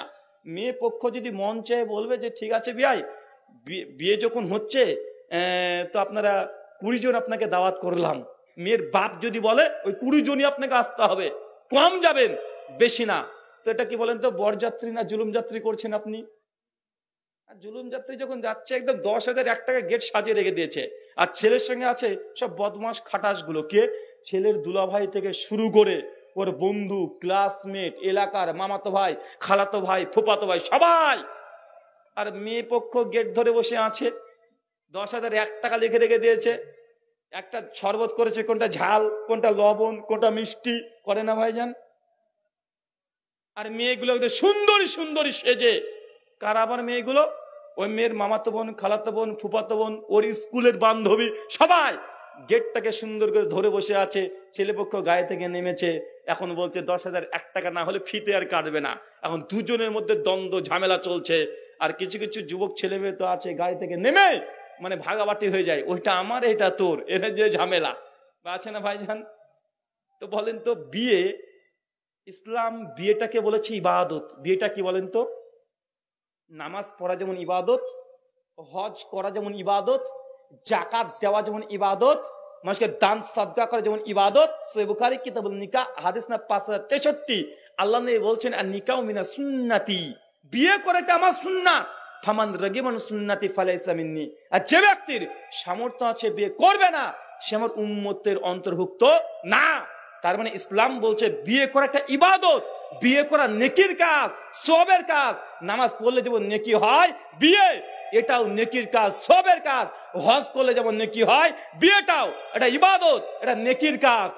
এখন বলেন তো, নেকির কাজ করতে এসেছেন, এসে আপনি গুনাহ করছেন কি করছেন না? হ্যাঁ, মানে বুঝাতে পারিনি মনে হয়। বিয়েটা যদি ইবাদত হয়, নেকির কাজ হয়, পৃথিবীর অন্য ধর্ম বা অন্য জায়গাতে বিয়েটা ইবাদত নয়, ধর্ম নয়, ওটা তাদের কালচার। মন চাইলে করবে, মন না চাইলে করবে না। আবার পৃথিবীর অনেক ধর্মে একথা শিক্ষা দেয় যে বিয়ে করা দরকার নেই, স্রষ্টাকে পাওয়ার জন্য, ঈশ্বরকে পাওয়ার জন্য বিয়ের প্রয়োজন নেই। জঙ্গলে টঙ্গলে গিয়ে গিয়ে ঈশ্বর বা ভগবান বা আল্লাহর ধ্যান করতে হবে ঈশ্বরকে পাওয়ার জন্য।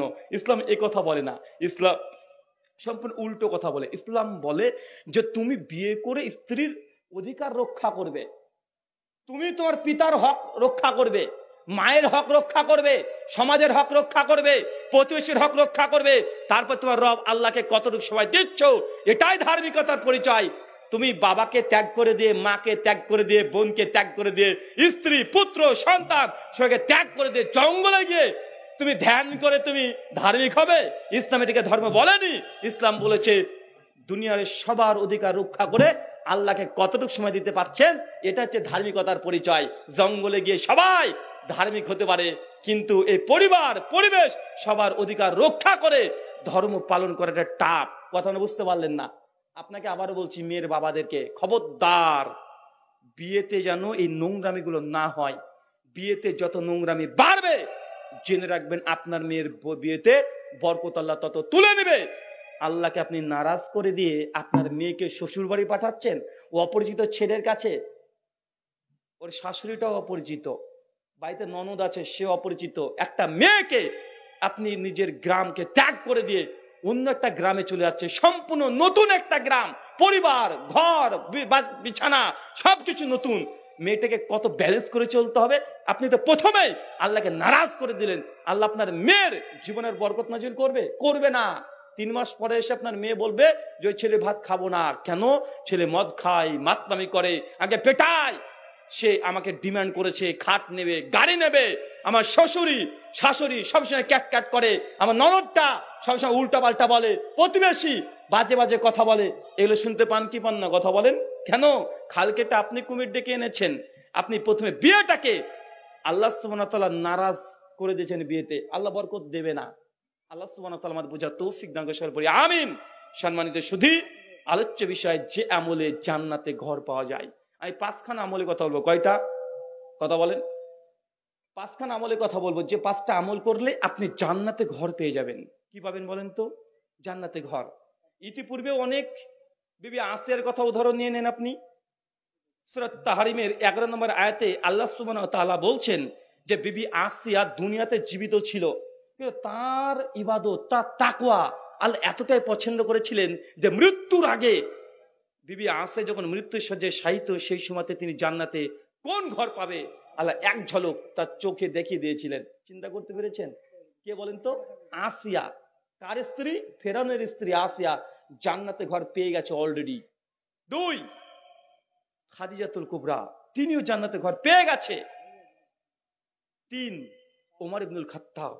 এই 3 জনের কথা হাদিসে আসছে যে জান্নাতে অলরেডি ঘর পেয়ে গেছে। ভাই আমাদের ঘরে দরকার আছে না নাই?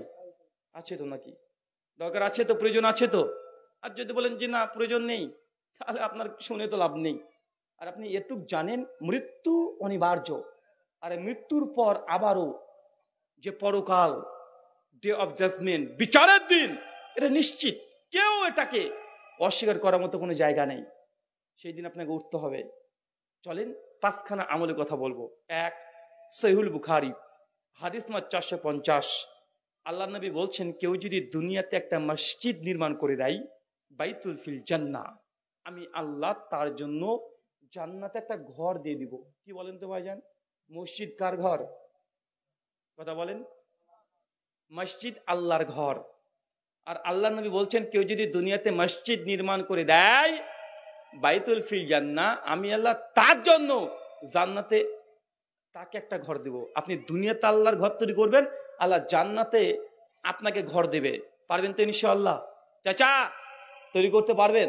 অনেকে প্রশ্ন হতে পারে যে হুজুর দেখেন আমি তো অত কোটিপতি না, একটা মসজিদ তৈরি করতে গেলে 20-30 লক্ষ টাকা কমপক্ষে বাজেট হবে, আমার তো অত টাকা নেই, তাহলে কি আমি এটা পারবো না? চাচা, মসজিদ মানে আপনার টাইলস দিয়ে করতে হবে, 2 তলা বিল্ডিং করতে হবে, পাকা করতে হবে, এমনটা নয়। আল্লাহ নবীর জামানাতে যখন মসজিদ ছিল, এরকম মাটি আর কোন রকমের খেজুরের ডাল দিয়ে, ছাউনি দিয়ে মসজিদ তৈরি করেছে। আপনি আজকের দিনেও যে একটা জমির ওপরে শুধুমাত্র ইট ঢেল পাথর হোক বা পাটকাঠি বেড়া দিয়ে হোক, যদি মসজিদ কায়েম করতে পারেন, আপনার জন্য ইনশাআল্লাহ জান্নাতে ঘর পেয়ে যাবেন। সুনান ইবনু মাজাহ হাদিস নাম্বার 978। আল্লাহ নবী বলছেন, কেউ যদি দুনিয়াতে একটা পায়রার ডিমের সমান, বলেন তো কিসের সমান, আবার বলেন কিসের সমান, পায়রার ডিমের সমান মসজিদ তৈরি করে দেয়, বাইতুল ফিল জান্নাহ, আমি তাকেও জান্নাতে ঘর দেব। কথা তো আপনি বুঝতে পারলেন না, পায়রার ডিমের সমান আমার মসজিদ তৈরি হয় নাকি? পায়রার ডিম, এই ছোট্ট একটা ডিমের সমান মসজিদ তৈরি হয়? কিন্তু হাদিস তো এটাই বলছে। শেখ সালেহ আল উসাইমিন রাহিমাহুল্লাহ বিন বাস ফাতুল বারির মধ্যে ইমাম হাজার আসকালানি সহিহ বুখারীর 450 নম্বর হাদিসের ব্যাখ্যা করতে গিয়ে বলছেন যে আল্লাহ নবী বললেন যে কেউ যদি পায়রার ডিমের সমান একটা মসজিদ দুনিয়াতে তৈরি করতে পারে, আমি আল্লাহ জান্নাতে ঘর দেব। এই হাদিসের হাকিকি অর্থ এটাই, একজন মানুষ যদি দুনিয়াতে একজন মানুষ নামাজ পড়তে পারে, এতটুকু মসজিদ কায়েম করে, তার জন্য জান্নাতে ঘর আছে। কথা বুঝতে পারলেন? এবার এখন আপনি আবার টেনশনে পড়ে গেলেন, রুহুল ভাই একজন মানুষের জন্য মসজিদ কি তৈরি করা সম্ভব? কিভাবে তৈরি করব? এমনকি একজন মানুষের 2 হাত জায়গা হইতে পারে নামাজ পড়া হয়ে যাবে, এইটুকু জমির উপরে কিভাবে মসজিদ তৈরি করে দেব? আপনাকে এই উদ্দেশ্যে এটা বলা নয়। আপনাদের এলাকায় রাজমিস্ত্রি আছে, হ্যাঁ, বা ইঞ্জিনিয়ার আছে, আপনি ইঞ্জিনিয়ারের কাছে কালকে চলে যাবেন, ইঞ্জিনিয়ার সাহেবকে বলবেন যে দাদা, একজন মানুষের নামাজ পড়ার জন্য কতটুকু জায়গা লাগে? আমি হিসাব করে দেখেছি, একটা জায়নামাজ 2 ফিট বাই 4 ফিট। কথা বুঝতে পারলেন? মানে একটা টাইলসের সমান 2 ফিট বাই 4 ফিট।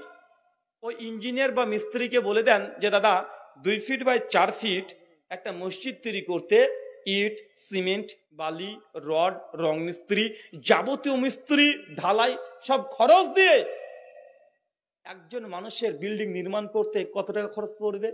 ভাই বলেন তো, স্কোয়ার ফিট হিসাবে ও কত টাকা লাগবে, এটা বের করে দিতে পারবে কি পারবে না? পারবে তো, পারবে না? পারবে। হিসাব করে বলে দিতে পারে যে 40,000 বা 42,000 বা 37,000 টাকা লাগবে, বা বলতে পারবে কি পারবে না? পারবে।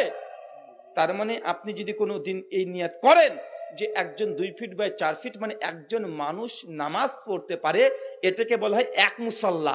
এক মুসাল্লা যে টাকা যদি আপনি মসজিদে দান করেন, আপনার জন্য জান্নাতে ঘর ইনশাআল্লাহ। পারবেন না? কথা বলেন, পারবেন তো? এই যে আমি আগে বলেছি যে উম্মত হুব্বুদ দুনিয়া, দুনিয়ার প্রতি মানে প্রেম ভালোবাসা। যখন আমরা টাকা পয়সার কথা বলি তখন অনেক মানুষের মনটা শুকনো কালো হয়ে যায়, ভাবছে হুজুর হয়তো টাকা চাইবে। ভাই আমি জীবনে টাকা কালেকশনও করি না, আমি আমাকে কালেকশনের জন্য কেউ ডাকেও না, আর আমি পারিও না। জাস্ট আপনাকে হাদিসটা বললাম, জান্নাত যদি পেতে চান আপনি নিজের দায়িত্বে, আমাদেরকে জোর করে আপনাকে জান্নাতে নিয়ে যেতে হবে, এই দায়িত্ব আল্লাহ আমাকে দেয় নাই। কোরআন বলছে ফাযাক্কির ইন্নামা আনতা মুযাক্কির লাস্তা আলাইহিম মুসাইতির। হে নবী, আপনার তো কাজ মানুষের কাছে সত্য আল্লাহর কথাগুলো প্রচার করে দেওয়া। আপনাকে দারোগা রূপে পাঠায় নাই, জোর করে আপনার কাছ থেকে টাকা নিতে হবে, এই দায়িত্ব আল্লাহ আমাকে দেয় নাই। সূরা গাশিয়া সূরা 88 আপনার 20 এবং 21, যে জান্নাত যদি পেতে চান এটা আপনার দায়িত্ব। আপনি আজকে নিয়াত করে বসে থাকবেন, ইনশাআল্লাহ একটা মুসাল্লা মসজিদ তৈরি করতে 45,000 টাকা খরচ হয়, আমি মৃত্যুর আগ পর্যন্ত এই আল্লাহর জমিনে একজন মানুষ যেন নামাজ পড়তে পারে এই ব্যবস্থা আপনি করবেন। এটা আপনার দায়িত্ব, আমার দায়িত্ব শুধু বলা। কথা বুঝতে পারলেন না মনে হয়? আল্লাহ সুবহানাহু ওয়া তাআলা আপনাদেরকে আমলটা করার তৌফিক দান করো, সবাই পড়ি আমিন। আমল নাম্বার 2, সুনান তিরমিজি হাদিস নাম্বার 415। আল্লাহ নবী বলছেন কেউ যদি ফরজ নামাজ কত রাকাত পড়েন প্রতিদিন? কত রাকাত? 17 রাকাত। নবী বলছেন কেউ যদি ফরজ নামাজ 17 রাকাত পড়েছে আর এর সঙ্গে সঙ্গে 12 রাকাত সুন্নাত নামাজ, কত রাকাত? 12 রাকাত সুন্নাত নামাজ কেউ যদি হেফাজত করে বাইতুল ফিল জান্নাহ, আমি আল্লাহ তাকেও জান্নাতে ঘর দেব। কত রাকাত চাচা? 12 রাকাত সুন্নাত নামাজ। কোন সময়? জোহরের আগে 4, পরে 2, মাগরিবের পরে 2, এশার পরে 2, ফজরের আগে 2, টোটাল 12 রাকাত। প্রশ্ন, হুজুর আমি জামাতে যাচ্ছিলাম, ফজরের সময়তে ওযু করে বাড়ি থেকে বের হয়েছিলাম, মসজিদে ঢুকে দেখছি যে ইমাম সাহেব ফরজ নামাজ পড়তে দাঁড়িয়ে গেছে, আমার সুন্নাত নামাজ পড়া হয়নি, আমি এখন কি করব? চাচা ডাইরেক্ট জামাতেই শামিল হবেন। কেন? সহিহ বুখারীর হাদিস স্পষ্ট, ফরজ নামাজের ইকামত যদি পড়ে যায়, ফরজ নামাজ ব্যতীত অন্য কোনো নামাজ আর নেই, আপনি সরাসরি জামাতে শামিল হয়ে যান। সালাম যখন ফিরে দিয়েছে ইমাম সাহেব, আপনি নামাজ শেষ করে চট করে দাঁড়িয়ে আগে যে 2 রাকাত সুন্নাত পড়তে পারেন নাই, ওই সুন্নাতে আবার দাঁড়িয়ে যান। কথাকে বুঝতে পারলেন? টোটাল কত রাকাত সুন্নাত নামাজ পড়তে হবে? 12 রাকাত। যদি হেফাজত করতে পারেন কি পাবেন? বাইতুল ফিল জান্নাহ। আল্লাহ আপনাকে প্রতিদান, আপনাকে গিফট করবেন জান্নাতে একটা ঘর। মায়েদের কাছে আমার একটা ছোট্ট নসিহা শোনেন। আপনি অনেক ব্যস্ত, দুপুর বেলাতে রান্না বান্না থাকে, খাবার দাবার মেনটেন করতে হয়। পরিবারকে বলে দিবেন, স্বামীকে বলে দিবেন যে তোমার সঙ্গে 20-30টা বছর সংসার করছি, 20-30 বছর তোমার সঙ্গে ঘর করছি, কিন্তু আমাকে অন্তত পক্ষে প্রতিদিন 1টা 10 আমি তোমাকে খাবার দিই, আজকের পর থেকে 1টা 20 দেবো। কেন? 10 মিনিট সুন্নাতের জন্য সময় নেন। কারণ স্বামীর সংসার করছেন 20 বছর, যদি এই 20 বছর সংসার করতে সুন্নাত যদি মেনটেন করতে না পারেন, সুন্নাত নামাজ যদি পড়তে না পারেন, তাহলে জান্নাতে ঘর আপনি মিস করে ফেলবেন। কথাকে বুঝতে পারছেন? তাই যে কোনো মূল্যে সুন্নাত নামাজ মিস যেন না হয়। মিস হয়ে গেলে জান্নাতে আল্লাহ সুবহানাহু ওয়া তাআলা যে গিফট, যে অফার, যে প্রতিদান, যে ফজিলত আল্লাহর হাদিসে দিয়েছে, এটা আপনি মাহরুম হয়ে যাবেন, তা আপনি পাচ্ছেন না। আমল নাম্বার 3, সুনান দারিমি, হাদিস নাম্বার 435। শেখ শুআইব আরনাউত, শেখ আলবানী হাদিসের মানকে হাসান সহি বলেছেন। আল্লাহ নবী বলছেন, কেউ যদি দুনিয়াতে প্রত্যেক দিন 10 বার সূরাতুল ইখলাস পাঠ করে, চাচা বলেন তো কতবার? সূরাতুল ইখলাস, সূরা ইখলাস মুখস্থ আছে? অনেকে বলবে যে হুজুর আমরা তো মাদ্রাসায় পড়িনি, অতএব সূরাতুল ইখলাস আমাদের মুখস্থ নেই। চাচা, আপনার সূরা ইখলাস মুখস্থ আছে, তবে নামটা আপনি জানেন না। তবে কোনটা সূরা ইখলাস? ওই যে সূরাটাকে সূরা কুল নামে আপনি জানেন। কুল হু আল্লাহু আহাদ, বাংলা বলো তিনি আল্লাহ এক এবং অদ্বিতীয়। আল্লাহুস সামাদ, তিনি আল্লাহ, কাহারো মুখাপেক্ষী নন। লাম ইয়ালিদ ওয়া লাম ইউলাদ, তিনি আল্লাহ, তিনি কোন সন্তান জন্ম দেন নাই এবং তিনিও কারো সন্তান না। ওয়া লাম ইয়াকুল লাহু কুফুয়ান আহাদ, আমি আল্লাহ, আমার সমকক্ষ সমতুল্য এই সৃষ্টি ক্রিয়েশনের মধ্যে কোনো কিছুই নেই। এই যে সূরা ইখলাস, মানে আপনার ভাষায় সূরা কুল, কেউ যদি প্রতিদিন 10 বার পাঠ করে, নবী আমার বলছেন বাইতুল ফিল জান্নাহ, আমি আল্লাহ তাকে জান্নাতে ঘর দিয়ে দিব। চাচা বলেন তো কোন সূরা? কোন সূরা? সূরা ইখলাস। কতবার? 10 বার। কোন সময়? কোন সময় নির্ধারিত নেই। 24 ঘন্টার মধ্যে যে কোনো সময় আপনি পড়তে পারেন। প্রশ্ন, হুজুর রাস্তাতে কি দাঁড়িয়ে চলতে চলতে পড়তে পারবো? জি পারবেন। শুয়ে থেকে পড়তে পারবো? পারবেন। রান্না করছি, সবজি কাটছি, ওইসব পড়তে পারবো? জি পারবেন। পারবেন না শুধুমাত্র প্রস্রাব পায়খানায়। কথা বুঝতে পারলেন মনে হয়। প্রশ্ন, হুজুর আমি মেয়ে মানুষ, মাসে আমার রজস্বলা হয়েছে, মেন্স পিরিয়ড, হাইস মেনস্ট্রুয়েশন এগুলো হয়েছে, এই সময়তে 3 দিন 5 দিন 7 দিন নাপাক আছি, বা বাচ্চা প্রসব হয়েছে 40 দিন নাপাক অথবা অশৌচ আছি, অপবিত্র আছি, বা স্বামী স্ত্রী ফিজিক্যালে গিয়েছি, এখন আমি নাপাক আছি, গোসল ফরজ অবস্থায় আছি, এই সময় কি সূরাতুল ইখলাস পাঠ করা যাবে? জি। সেই সময় তো সূরাতুল ইখলাস যদি আপনি শারীরিকভাবে অপবিত্র হন, তারপরেও আপনি পড়তে পারবেন, তবে সেই সময়তে কোরআন মাজিদকে টাচ করে পড়তে পারবেন না। যদি ব্রেনে মুখস্থ থাকে, হিফজ থাকে, মেমোরাইজ থাকে, জিহ্বা নড়ে নড়িয়ে পড়তে পারবেন। সেই সময় তওবা, জিকির, আজকার, তাসবিহ, তাহালিল, দুরুদ যা আছে মুখস্থ যদি থাকে আপনি পড়তে পারবেন। কথা আমরা বুঝতে পারলেন? অনেকে বলে হুজুর দেখেন, যেই সময় আমরা স্বামী স্ত্রী ফিজিক্যালে গিয়েছি, তো আমরা তো অপবিত্র হয়ে গেলাম, অশৌচ হয়ে গেলাম, যতক্ষণ গোসল না করছে ততক্ষণ ভাতের হাঁড়িতে হাত দেওয়া যাবে না, রান্না করা যাবে না। সমাজে একটা কথা প্রচলিত আছে না, অনেকে দেখবেন যদি নাপাক থাকে এই বিছানার নিচেই একটা কিছু পেতে দিয়েছে, কেন? সরাসরি মাটিতে পা দেয়া যাবে না, মাটিতে সরাসরি পা দিলে নাকি মাটি অধিশাপ দেয়, এরকম কথা প্রচলিত আছে না ভাইজান? আমার একটা ছোট্ট প্রশ্ন, দেখেন যদি গোসল ফরজ হয়েছে এই জন্য যদি ভাতের হাঁড়িতে হাত দেওয়া না যায়, তো একটা মেয়ে যখন প্রত্যেক মাসে 3 থেকে 5 দিন 7 দিন মেনস্ট্রুয়েশনের কারণে নাপাক হয়, তো সেই সময়তে মেয়েটা কি করবে? ও স্বামী খাবেই বা কি? কথাকে বুঝতে পারলেন আমার? ওই সময় খাবে কি? মানে আপনাকে এতটুকু বললাম, আমার কথাটা আবার ভুল কেউ বুঝিয়ে ফেলেন না। আমি বললাম কোরআন মাজিদ নাপাক অবস্থায় টাচ করা যাবে না, স্পর্শ করা এটা কি হারাম, পারবেন না। তাই মুখস্থ যদি থাকে সূরা ইয়াসিন মুখস্থ আছে, সূরা ইখলাস মুখস্থ আছে, সূরা রহমান মুখস্থ আছে, সূরা ফিল মুখস্থ আছে। আপনি শুয়ে শুয়ে দাঁড়িয়ে দাঁড়িয়ে বসে বসে এই জিকির গুলো আপনি পড়তে পারবেন, তসবিহ তাহালিল করতে পারবেন। কথাকে বুঝতে পারলেন? নাপাক অবস্থায় কি পারবেন না? কোরআন মাজিদের টাচ করতে পারবেন না, নামাজ পড়তে পারবেন না, রোজা রাখতে পারবেন না, হজ উমরা করতে যাওয়ার সময় যখন তাওয়াফ করে ওই যে 7 পাকে ঘোরে ওইটা আপনি করতে পারবেন না।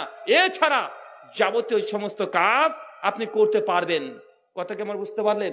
আল্লাহ সুবহানাহু ওয়া তাআলা আমাদের এই বোঝার তৌফিক দান করুন, বলি আমিন। তার মানে আমরা বুঝলাম 3 নম্বর আমল 10 বার সূরাতুল ইখলাস কেউ যদি পাঠ করে তার জন্য জান্নাতে ঘর আছে। অনেকে এখন মনে মনে ভাবছে হুজুর যা বলেন তাই বলেন, আপনি বলতে বলতে আমি সূরা ইখলাস পড়ে ফেলেছি অলরেডি। বলছে 7 বার পড়া হয়ে গেছে। আরে মনে মনে স্বপ্ন দেখছে জান্নাতে মনে হয় তার ঘরের লিন্টল ঢালাই চলছে। ভাই এটা একদিন আমল করলে জান্নাত আপনি ঘর পাবেন না। আপনি ভাবেন না যে একদিন আপনি পড়েছেন আর জান্নাতে ঘর পেয়ে গেছেন। ভাই আজকে পড়ে ফেললেন জান্নাতে ঘর পেয়ে যাবেন এমনটা নয়। এটা আপনার খাস আমল, খুশুসি আমল, গোপন আমল। যে আমলটা আপনি করেন এটা মৃত্যু পর্যন্ত থাকবে, মিস হবে না, সজ্ঞানে মিস হবে না। একদিন পড়তে ভুলে গেছে এটা ভিন্ন বিষয়, কিন্তু আপনার খাস আমল। যে কোনো আপনার আমলে একটা নফল ইবাদত করবেন। আল্লাহ নফল ইবাদতে আল্লাহ বরকত বেশি দেয়। ডাক্তার জাকির নায়েকের সঙ্গে যখন আমার এবছরে মালয়েশিয়াতে যখন সাক্ষাৎ আমার হয়েছিল ওনার বাড়িতেই, তো ডাক্তার জাকির নায়েককে আমি একটা প্রশ্ন করেছিলাম। তার মধ্যে প্রশ্নটা প্রথম ছিল যে স্যার আপনি কি এমন আমল করেন? কারণ আমি যতটুকু কোরআন সুন্নাহ ঘেটে ঘেটে পড়ে যা বুঝেছি যে মানুষকে আল্লাহ দুনিয়াতে সফল করেন এবং পরকালে সফল করেন, ওই ব্যক্তির জীবনে এমন কিছু নেক আমল আছে যে নেক আমলের বরকতে আল্লাহ সুবহানাহু ওয়া তাআলা তাকে দুনিয়া এবং আখিরাতে সফল করে দেন। তা আমার জানার আগ্রহ ছিল উনি কি এমন নেক আমল করে যে গোটা বিশ্ব জগতে তার সম্মান আছে না নাই, কথা বলেন। তো উনি বলেছিলেন যে কই আমলটার কথা বলা যাবে না, উনার গোপন আমল। গোপন আমল মানে কি বলতে চাইলাম আপনাকে, মানে এমন কিছু জীবনে ইবাদত রাখবেন, আমল রাখবেন যেটা স্পেশাল আপনার জন্য, নফল ইবাদত হতে পারে। যে প্রতিদিন আপনি 2 রাকাত নামাজ পড়েন এক্সট্রা, এটা আপনার। আবার হতে পারে যে না আপনার এমন কোনো দিন নাই, যেই দিন থেকে আপনি জ্ঞান এসেছে বা হিদায়াত পেয়েছেন সেই দিন থেকে আপনি একটা হলেও প্রতিদিন কোরআনের আয়াত আপনি পড়েন, এটা আপনার আমল খাস। কথা মনে বুঝলেন না মনে হয়। অত হতে পারে আপনার অভ্যাস 2 রাকাত হলেও তাহাজ্জুদ নামাজ আপনি পড়েন। এরকম যে কোনো একটা নফল আমল নিজের জীবনের মধ্যে ধারণ করবেন, ইনশাআল্লাহ এই ছোট্ট একটা নফল আমলে জীবনে এই দুনিয়া এবং আখিরাতে আপনাকে সফলতা দিবে। দুনিয়ায় বরকত, ইনশাআল্লাহ রহমত, বরকত আল্লাহ দেবেনই দেবেন, কিন্তু আপনার খাস একটা আমল থাকতে হবে। কথা মনে বুঝতে পারলেন না? প্রত্যেক সাহাবীদের দেখবেন ওমর ইবনুল খাত্তাব ও ভাবছে যে আবু বকর রাদিয়াল্লাহু তাআলা কি এমন আমল করে যে আবু বকর রাদিয়াল্লাহু আনহু মানে এত মাকাম, এত মর্যাদা, কি আমল করে। ওমর বিন খাত্তাব সব সময় তিনি মানে লুকিয়ে থাকতেন আবু বকরের গোপন আমলটা দেখবো, কি এমন আমল করে যে আবু বকর। তা আমাদের মধ্যে ফরজ তো দূরের কথা, মানে নফল তো দূরের কথা, ফরজটাই আমরা ইবাদতটা আমি করিনি। তো বলেন তো মুসলিম জাতি, আপনি মিসকিন গরিব ভিখারি হবেন না তো কি হবেন? মানে আপনি তো মমতার 1,60,000 টাকা পাওয়ার জন্য হা করে বসে আছেন, কবে ঘরের টাকাটা আসবে, কবে মাসে মাসে 1,000 টাকা এই লক্ষ্মীর ভান্ডার আসবে, হা করে ফকিরের মতো মিসকিনের মতো আপনি বসে আছেন না ভাইজান? কিন্তু আপনার যদি একটা গোপন আমল থাকতো, এই গোপন আমলে বরকতে আল্লাহ সুবহানাহু ওয়া তাআলা রিজিকের মালিক। মিশকাত হাদিস নাম্বার 5300 আল্লাহ নবী বলছেন যে রিজিক এটা নির্ধারিত। মানুষ কত টাকা উপার্জন করবে, কত কি খাবে, ক কুইন্টাল চাল খাবে, ক কুইন্টাল ডাল খাবে, ক কুইন্টাল মাংস খাবে, ক কুইন্টাল সবজি খাবে, সবকিছু ফিক্সড। আল্লাহ সুবহানাহু ওয়া তাআলা নবী বলছেন যতক্ষণ মানুষ তার প্রাপ্ত রিজিক না পাচ্ছে ততক্ষণ সেই ব্যক্তির মৃত্যু হবে না। মৃত্যুর সঙ্গে রিজিক নির্ধারিত। কথা বুঝতে পারলেন? রিজিক এর কানেকশন কার সঙ্গে? মৃত্যুর সঙ্গে। রিজিক যতক্ষণ আপনার আছে আপনি ততক্ষণ আপনি বেঁচে থাকবেন। যেদিন রিজিক শেষ সেদিন মানুষের মৃত্যু হবে। তো আপনি কি ভাবছেন? আপনি যদি হালাল পথে সবর করে ধৈর্য ধারণ করতেন আপনি রিজিক এমনি পেয়ে যেতেন, আপনার টেনশন করতে হয় না। আল্লাহ বলছেন মানুষের তাকদীর পরিবর্তন হয়ে যায় দোয়ার মাধ্যমে। কিসের মাধ্যমে? দোয়ার মাধ্যমে। আপনার তাকদীর পরিবর্তন হয়ে যায়। আপনি দোয়া করেন, নামাজই তো পড়েন না, দোয়া করবেন কিভাবে? আবার আপনি নামাজ পড়েন না, সপ্তাহে একদিন জুমার দিনে যান, জুমার দিয়ে গিয়ে আপনি হাত তুলে দোয়া করছেন, লজ্জা লাগা উচিত। প্রত্যেক দিন আল্লাহ 5 বার আপনাকে নির্ধারণ করে দিয়েছে, আর একদিনে আপনি দোয়া করে গোটা বিশ্বকে জয় করবেন, এটা সম্ভব নয়। আল্লাহ সুবহানাহু ওয়া তাআলা আমাদের বোঝার তৌফিক দান করে। পড়ি আমিন। আমল নাম্বার 4,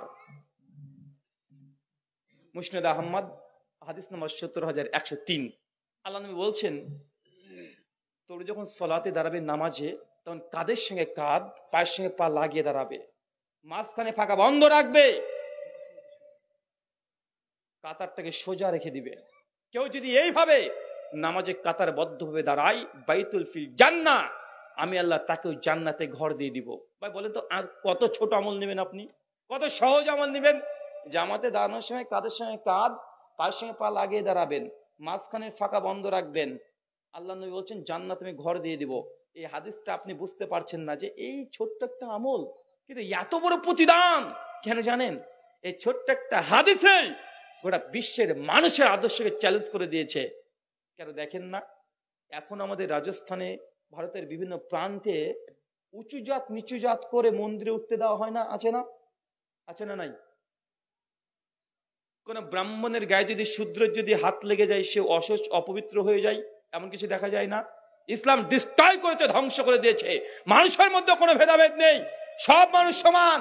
একজন মসজিদের ইমাম ও যেই হোক না কেন, একজন রিকশা চালক ইমামের পাশে দাঁড়িয়ে পায়ে পা লাগিয়ে কাঁধে কাঁধ লাগিয়ে নামাজ পড়বে। ইসলামের মধ্যে কোনো ভেদাভেদ নাই।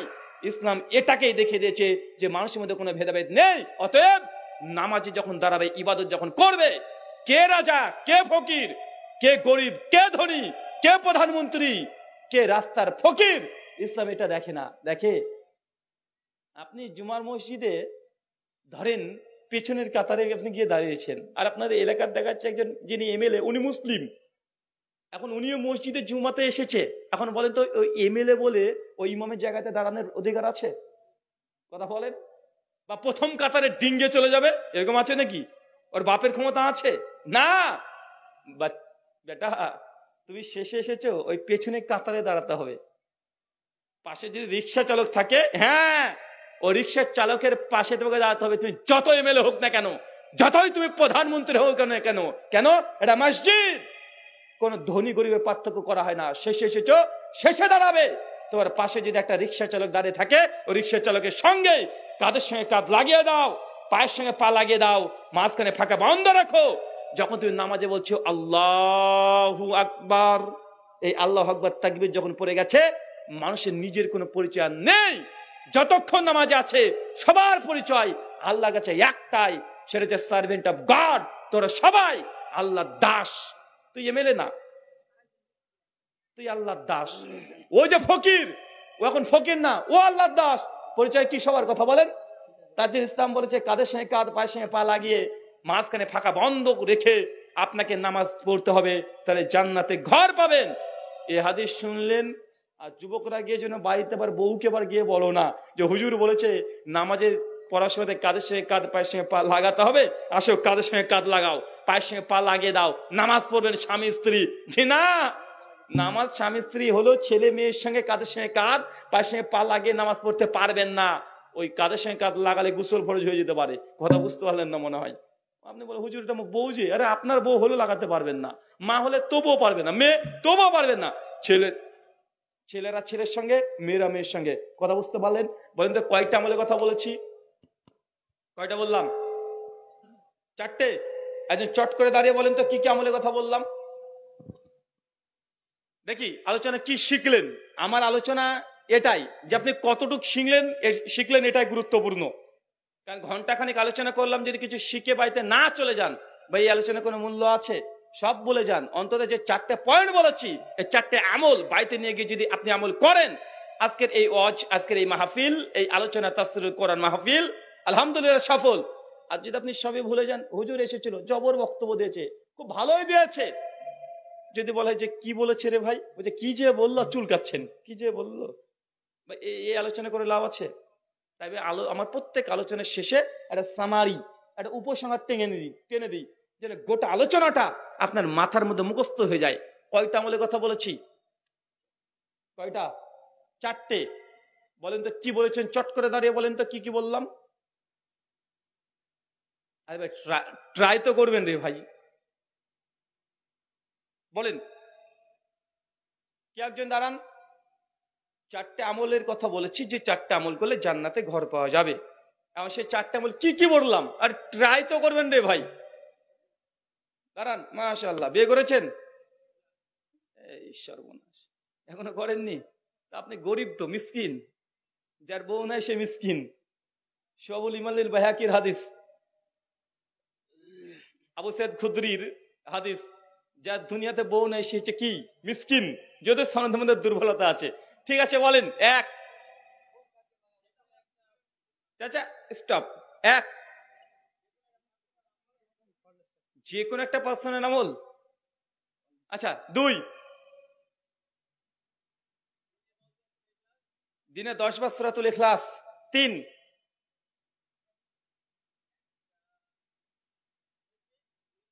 মসজিদ নির্মাণ। মাশাআল্লাহ। চার, চাচা আপনাকে ধরবো, টুকলি দিচ্ছে। চার,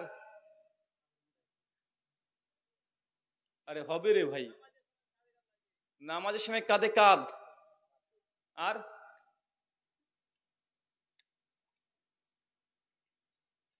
একটা মিস্টেক হয়েছে। আচ্ছা, একজন বসেন, আলহামদুলিল্লাহ অনেকটা হয়ে গেছে। একটা মিস হয়েছে, কেউ বলতে পারবেন? হ্যাঁ, আর কেউ যদি আপনি বলতে পারবেন? 100 টাকা দেবো যে চারটে ঠিক হয়। কত দেবো? 100 টাকা। দাঁড়ান, এই নিয়ে যান তো, কর্ডলেসটা নিয়ে যান। যদি চারটে, এই 5 থেকে কেউ আবার যেন বলে দিবেন না, 100 টাকার ব্যাপার। জি, আল্লাহর পথে মসজিদ নির্মাণ করা। এক, মসজিদ নির্মাণ করা। মায়েরা, কখনো যদি মসজিদের জন্য কোনো মানুষ যদি চাঁদা চাইতে আসে, 1 টাকা হলেও দান করবেন। যে না থাকে টাকা, খালি হাতটা গিয়ে ওই দান বক্সের মধ্যে আপনি রেখে দিয়ে দোয়া করে দিবেন যে আল্লাহ, যারা দান করেছে এই দানে তুমি বরকত দান করো। আপনার আমলে যেন এটা না থাকে যে কেউ মসজিদের জন্য টাকা চেয়েছে আপনি দেননি, এটা যেন না হয়। কথা বুঝতে পারলেন? দুই, 12 রাকাত সুন্নাত নামাজ। 12 রাকাত সুন্নাত নামাজ মিস করা যাবে না। যতক্ষণ না আপনি মুসাফির হচ্ছেন, মুকিম তথা বাড়িতে থাকলে যে কোনো মূল্যে 12 রাকাত সুন্নাত নামাজকে হেফাজত করতেই হবে। মায়েরা এই সুন্নাতের সবচেয়ে গাফেলে বেশি, সবচেয়ে গাফেল তারা সুন্নাত নামাজ পড়তে চায় না কাজের বাহানাতে।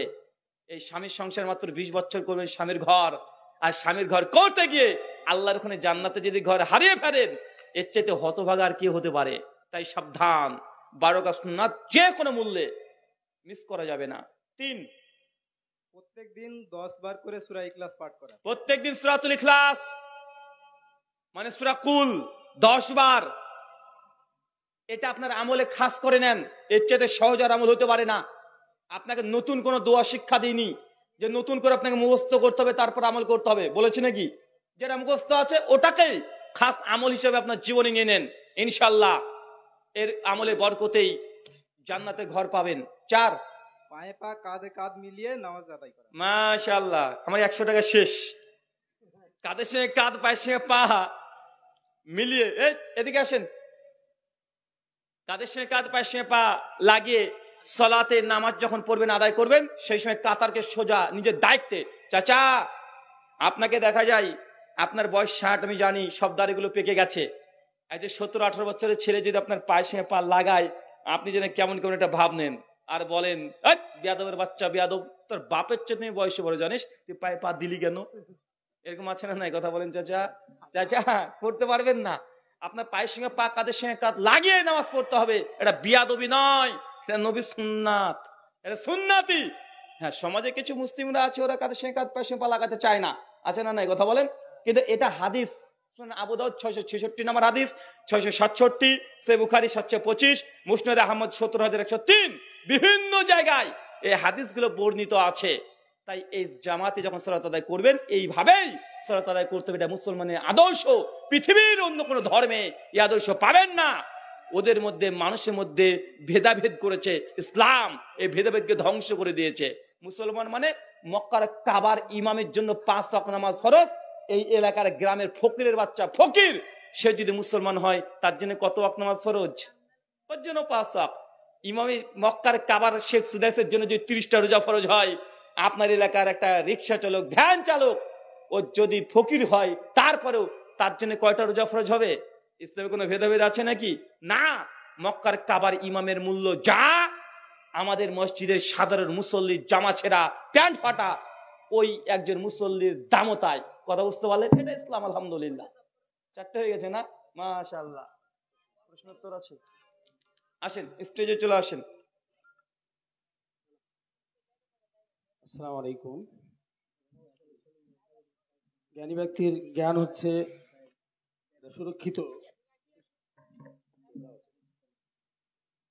খাজানায়, দুর্গে খাজানা বন্দির মতো। প্রশ্ন নামক চাবি দিয়ে আমরা খুললে অনেক জানতে পারবো।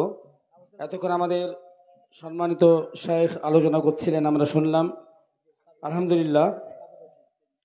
এখন প্রশ্নোত্তর পর্ব চলবে। আপনাদের মধ্যে কারো যদি মনে কোনো প্রশ্ন থাকে বলবেন, এই কর্ডলেস মাইকটা আপনার কাছে চলে যাবে।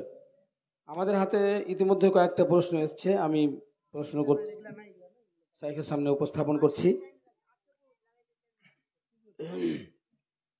প্রথম প্রশ্ন হচ্ছে, বাবা বেঁচে আছেন, সন্তান মারা গেলে তার বউ বাচ্চারা সম্পত্তিতে ভাগ পাবে কিনা? বাবা মারা গেছে, বাবা বেঁচে আছে, মানে দাদু বেঁচে আছে, তার মানে তাই তো?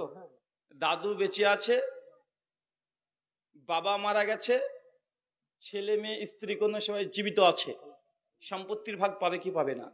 জি, পাবে না। যদি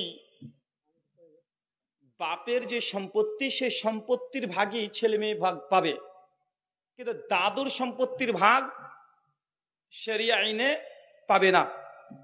দাদু যদি স্বেচ্ছায় যদি দিতে চায়, দান সাদগা ডোনেশন করতে চায়, করতে পারে।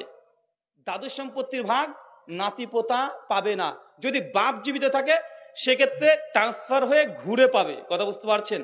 শুকরান। সূরা নিসা আয়াত নম্বর 11 থেকে 13, তাফসীর ইবনে কাসির, আহসানুল বায়ান এর আলোচনার দুষ্টব্যগুলো দেখবেন, ডিটেল পেয়ে যাবেন।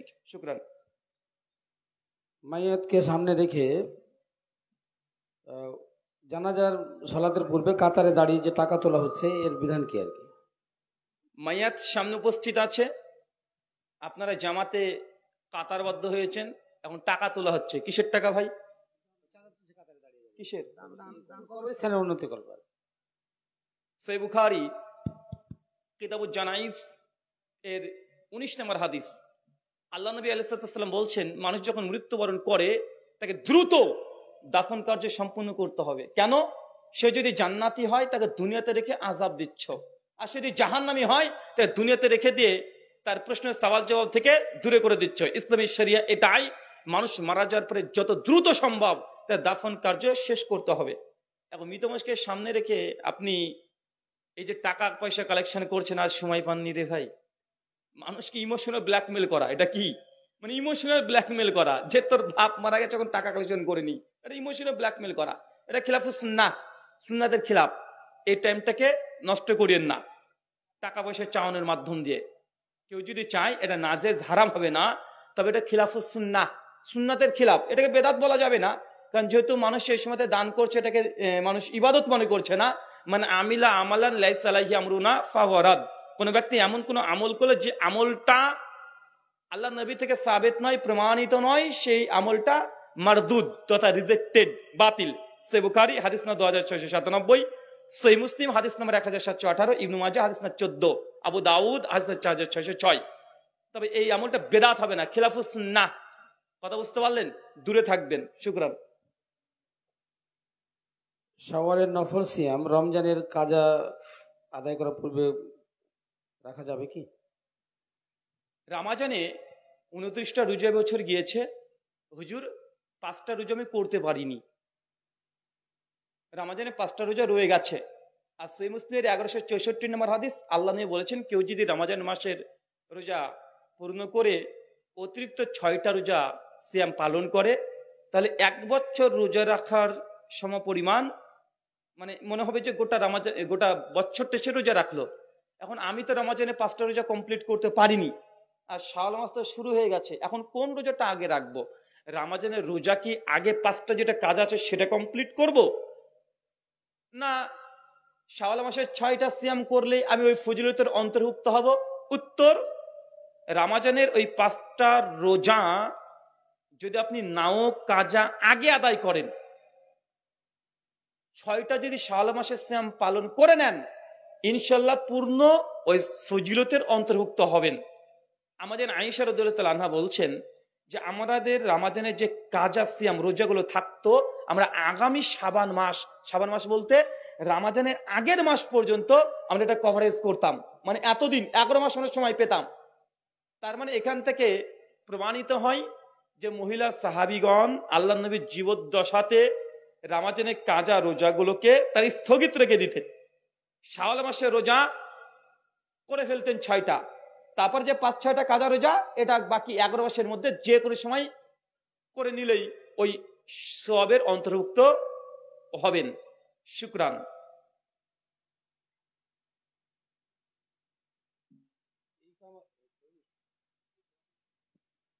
ইকামাতের জবাব দেওয়ার বিধান কি? ইকামাত যে হচ্ছে, ইকামতের জবাব দেওয়ার বিধান কি? স্পষ্ট কোন সহি হাদিস দ্বারা প্রমাণিত নয় যে ইকামতের জবাব দিতে হবে। সহিহ বুখারী কিতাবুল আযান হাদিস না 345, আল্লাহ নবী বলছেন মুয়াজ্জিন যখন আযান দেয় তোমরা তখন সেই আযান দাও, মানে মুয়াজ্জিন যখন আযান দিচ্ছে সে আযানের প্রত্যেক শব্দের তোমরা জবাব দাও। তাহলে মুয়াজ্জিন জানে কি পেয়েছে আযান দে, তুমি জবাব দিয়ে তাই নাকি পেয়ে গেছো? কিন্তু ইকামতের জবাব দিতে হবে সুস্পষ্ট কোনো হাদিস দ্বারা প্রমাণিত নেই। তবে হ্যাঁ, একটা হাদিস পাওয়া যায় যেখানে ইকামতকে নবী আযান বলেছে। কথা বুঝতে পারলেন? একটা হাদিস পাওয়া যায় সহিহ মুসলিম আবু দাউদের হাদিস, যেখানে আল্লাহ নবী বলছে ইকামত ও আযান। ইকামত কি? ইকামত ও আযান। আসলে আযানের বাংলা মানে কি জানেন? আযানের বাংলা মানে হচ্ছে আহ্বান করা, ডাকা। ইকামতের বাংলা মানে কি? ইকামা, তাকে দাঁড় করাতে বলছে, দাঁড়াতে বলছে। এখন আযান আর ইকামত, হাদিসে ইকামতকেও আযান বলা হয়েছে। তার জন্য কিছু কিছু উলামা তারা বলছে যেহেতু ইকামতকেও আযান বলা হয়েছে আর হাদিস বলছে আযানের জবাব দাও, অতএব ইকামতের জবাব দেওয়াটাও যাবে। তো এটা তাদের নিজস্ব বুদ্ধি, নিজস্ব যুক্তি, নিজস্ব লজিক, কিয়াস। তো স্পষ্ট কোনো দলিল পাওয়া যায় না। তাই অধিকাংশ উলামারা বলে যে না, ইকামতের জবাব দেওয়ার প্রয়োজন নেই, আযানের জবাব দেওয়াটাই যথেষ্ট। শুকরান। কুনুতে ভিতর রুকুর আগে না পরে পড়া উত্তম? কুনুতে বিতের কোন সময়তে পড়বেন? কুনুতে বিতের যদি পড়েন রুকুর আগেই, আর কুনুতে বিতের যদি পড়েন হাত তোলার জরুরত নেই। কথা বুঝতে পারলেন?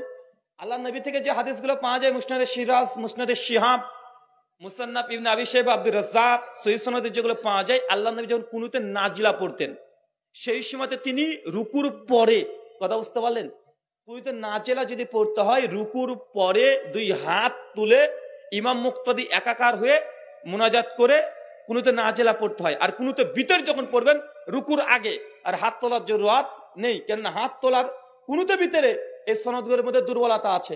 তবে কুনুতে নাজিলাতে সেই সূত্রে প্রমাণিত আছে হাত তোলার কথা। শুকরান।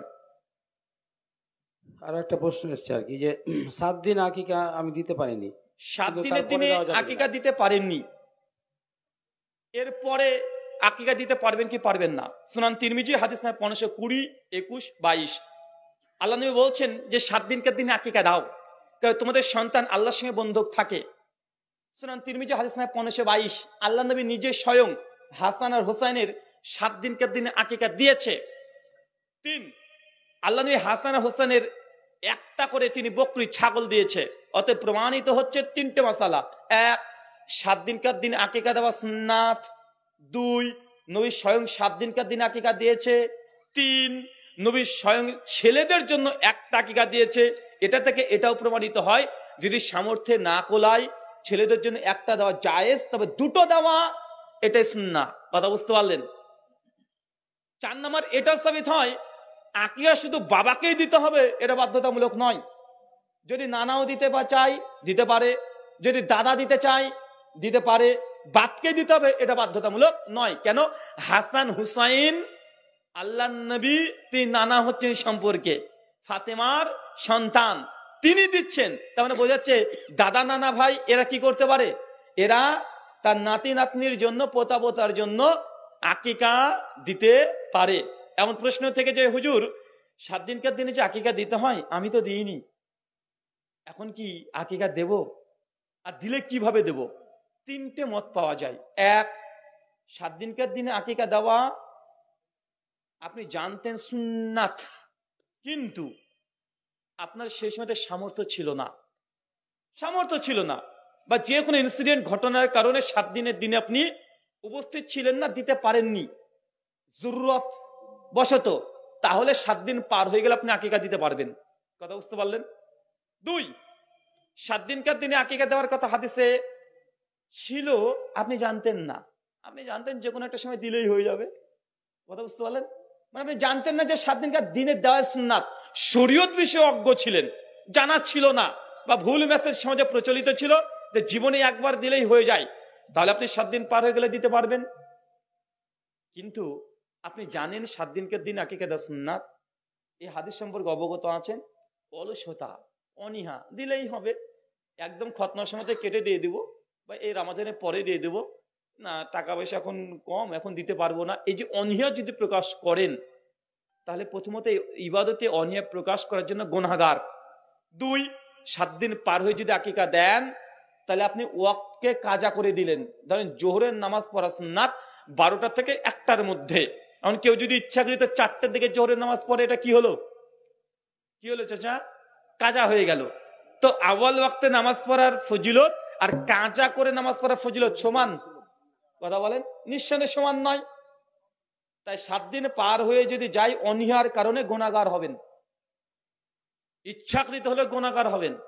তবে হ্যাঁ, আকিকা মাফ হবে না, দিতে হবে। ওই যে কাজা নামাজ পড়লেন, শুকরান।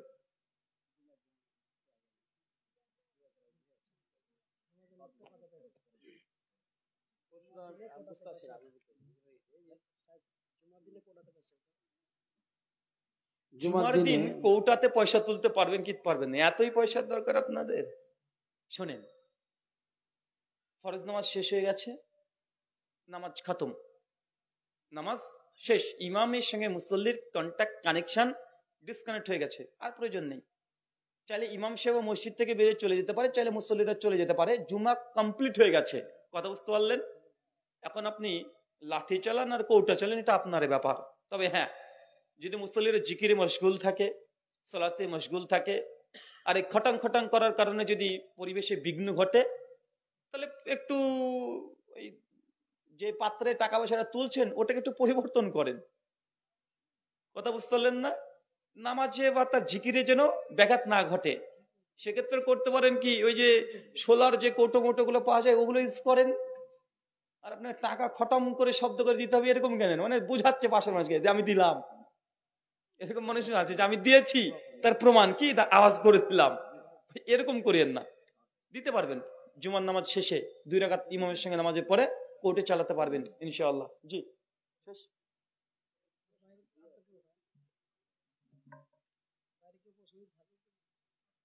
আপনারা কেউ যদি সরাসরি প্রশ্ন করতে চান, না ছেড়ে দেন, তো প্রশ্ন করতে পারেন।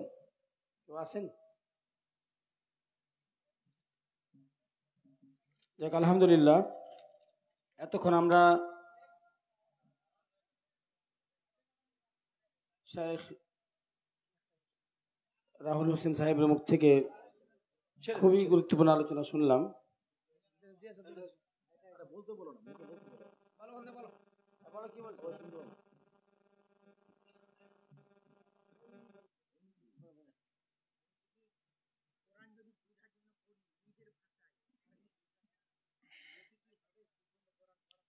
কোরআনুল করিম যদি ট্রান্সলেশন পড়েন, যে ভাষাটা আপনি বুঝেন সে ভাষাতে, বাংলা হতে পারে, উর্দু, ইংলিশ, যে কোনো আপনার বোধগম্য ভাষায় অ্যারাবিক টেক্সটটাকে পড়লেন না, শুধু অনুবাদ পড়লেন, নেকি হবে কি হবে না? নেকি হবে না, উপকার হবে। কি হবে বলেন তো ভাইজান? নেকি হবে না, উপকার হবে। কি হবে? নেকি হবে না, উপকার হবে। কেমন? কোরআন পড়লেন, কোরআনকে আমি বুঝলেন, এই যে বুঝেছেন, এটার জন্য আপনার কি হয়েছে, উপকার হয়েছে, যে কোরআন আপনাকে কি বার্তা দিচ্ছে, কি মেসেজ দিচ্ছে, জ্ঞানটা আপনি অর্জন করলেন, কোরআনের জ্ঞান অর্জন করেছেন। এই কোরআনের জ্ঞান অর্জন করে যদি আপনি ইবাদতে পরিণত করেন, তাহলে নাকি আবার হতে শুরু করবে। কথা বুঝতে পারলেন? ডাইরেক্ট বাংলা ট্রান্সলেশন পড়লে আপনি নাকি পাবেন না। জামে তিরমিজি ফাজেলে কোরআন হাদিস না 2910, আল্লাহ নবী বলছেন কোরআন মাজিদের কেউ যদি একটা হারফ পড়ে, আলিফ 10 নেকি, লাম আবার 10 নেকি, মিম আবার 10 নেকি, মানে যে 3টা হরফ পড়েছে 3 10 30টা নেকি পেয়ে গেছে। এটা শুধু অ্যারাবিক টেক্সট, এটার জন্যই। বাংলা পড়লে বা নিজের মাতৃজবানে পড়লে এই নেকিটা পাবেন না। তবে কোরআন বুঝে পড়ছেন, এই জন্য আপনি জ্ঞান অর্জন করেছেন, এই জ্ঞান অর্জনের যে ফজিলত, এই ফজিলতের অন্তর্ভুক্ত হবেন। কথা বুঝতে পারলেন? যেন আল্লাহ নবী বলছেন কেউ যদি জ্ঞান অর্জন করে তাহলে ফেরেশতারা তার জন্য দোয়া করে। কারণ আপনি কোরআন মাজিদ আরবি পড়তে পারেন না, বাংলা পড়ছেন, জ্ঞান অর্জন করতে চাচ্ছেন। মিশকাত হাদিস না 205, নবী বলছে যে জ্ঞান অর্জনের জন্য একটা ধাপ সামনে আগায়, আল্লাহ সুবহানাহু ওয়া তাআলা ফেরেশতা তার পায়ের নিচে ফল বিছিয়ে দেয়। ফেরেশতারা দোয়া করে যে আল্লাহ এই বান্দার যে গুনাহগুলো করেছে তুমি ক্ষমা করো। তাই জ্ঞান অর্জন করলে কি হয়, কথা বলেন, কি হয়? গুনাহ মিটিয়ে দেয়। এদিক থেকে কি হবে? কোরআন মাজিদ পড়ার জন্য না, জ্ঞান অর্জন করার জন্য। শুকরান, জাযাকাল্লাহু খায়রান, বারাকাল্লাহু ফিকুম, ওয়া মা আলাইনা ইল্লাল বালাগ। সুবহানাকাল্লাহুম্মা ওয়া বিহামদিক, ওয়া আশহাদু আল্লা ইলাহা ইল্লা আনতা আস্তাগফিরুকা ওয়া আতুবু ইলাইক। আসসালামু আলাইকুম ওয়া রাহমাতুল্লাহি ওয়া বারাকাতুহু।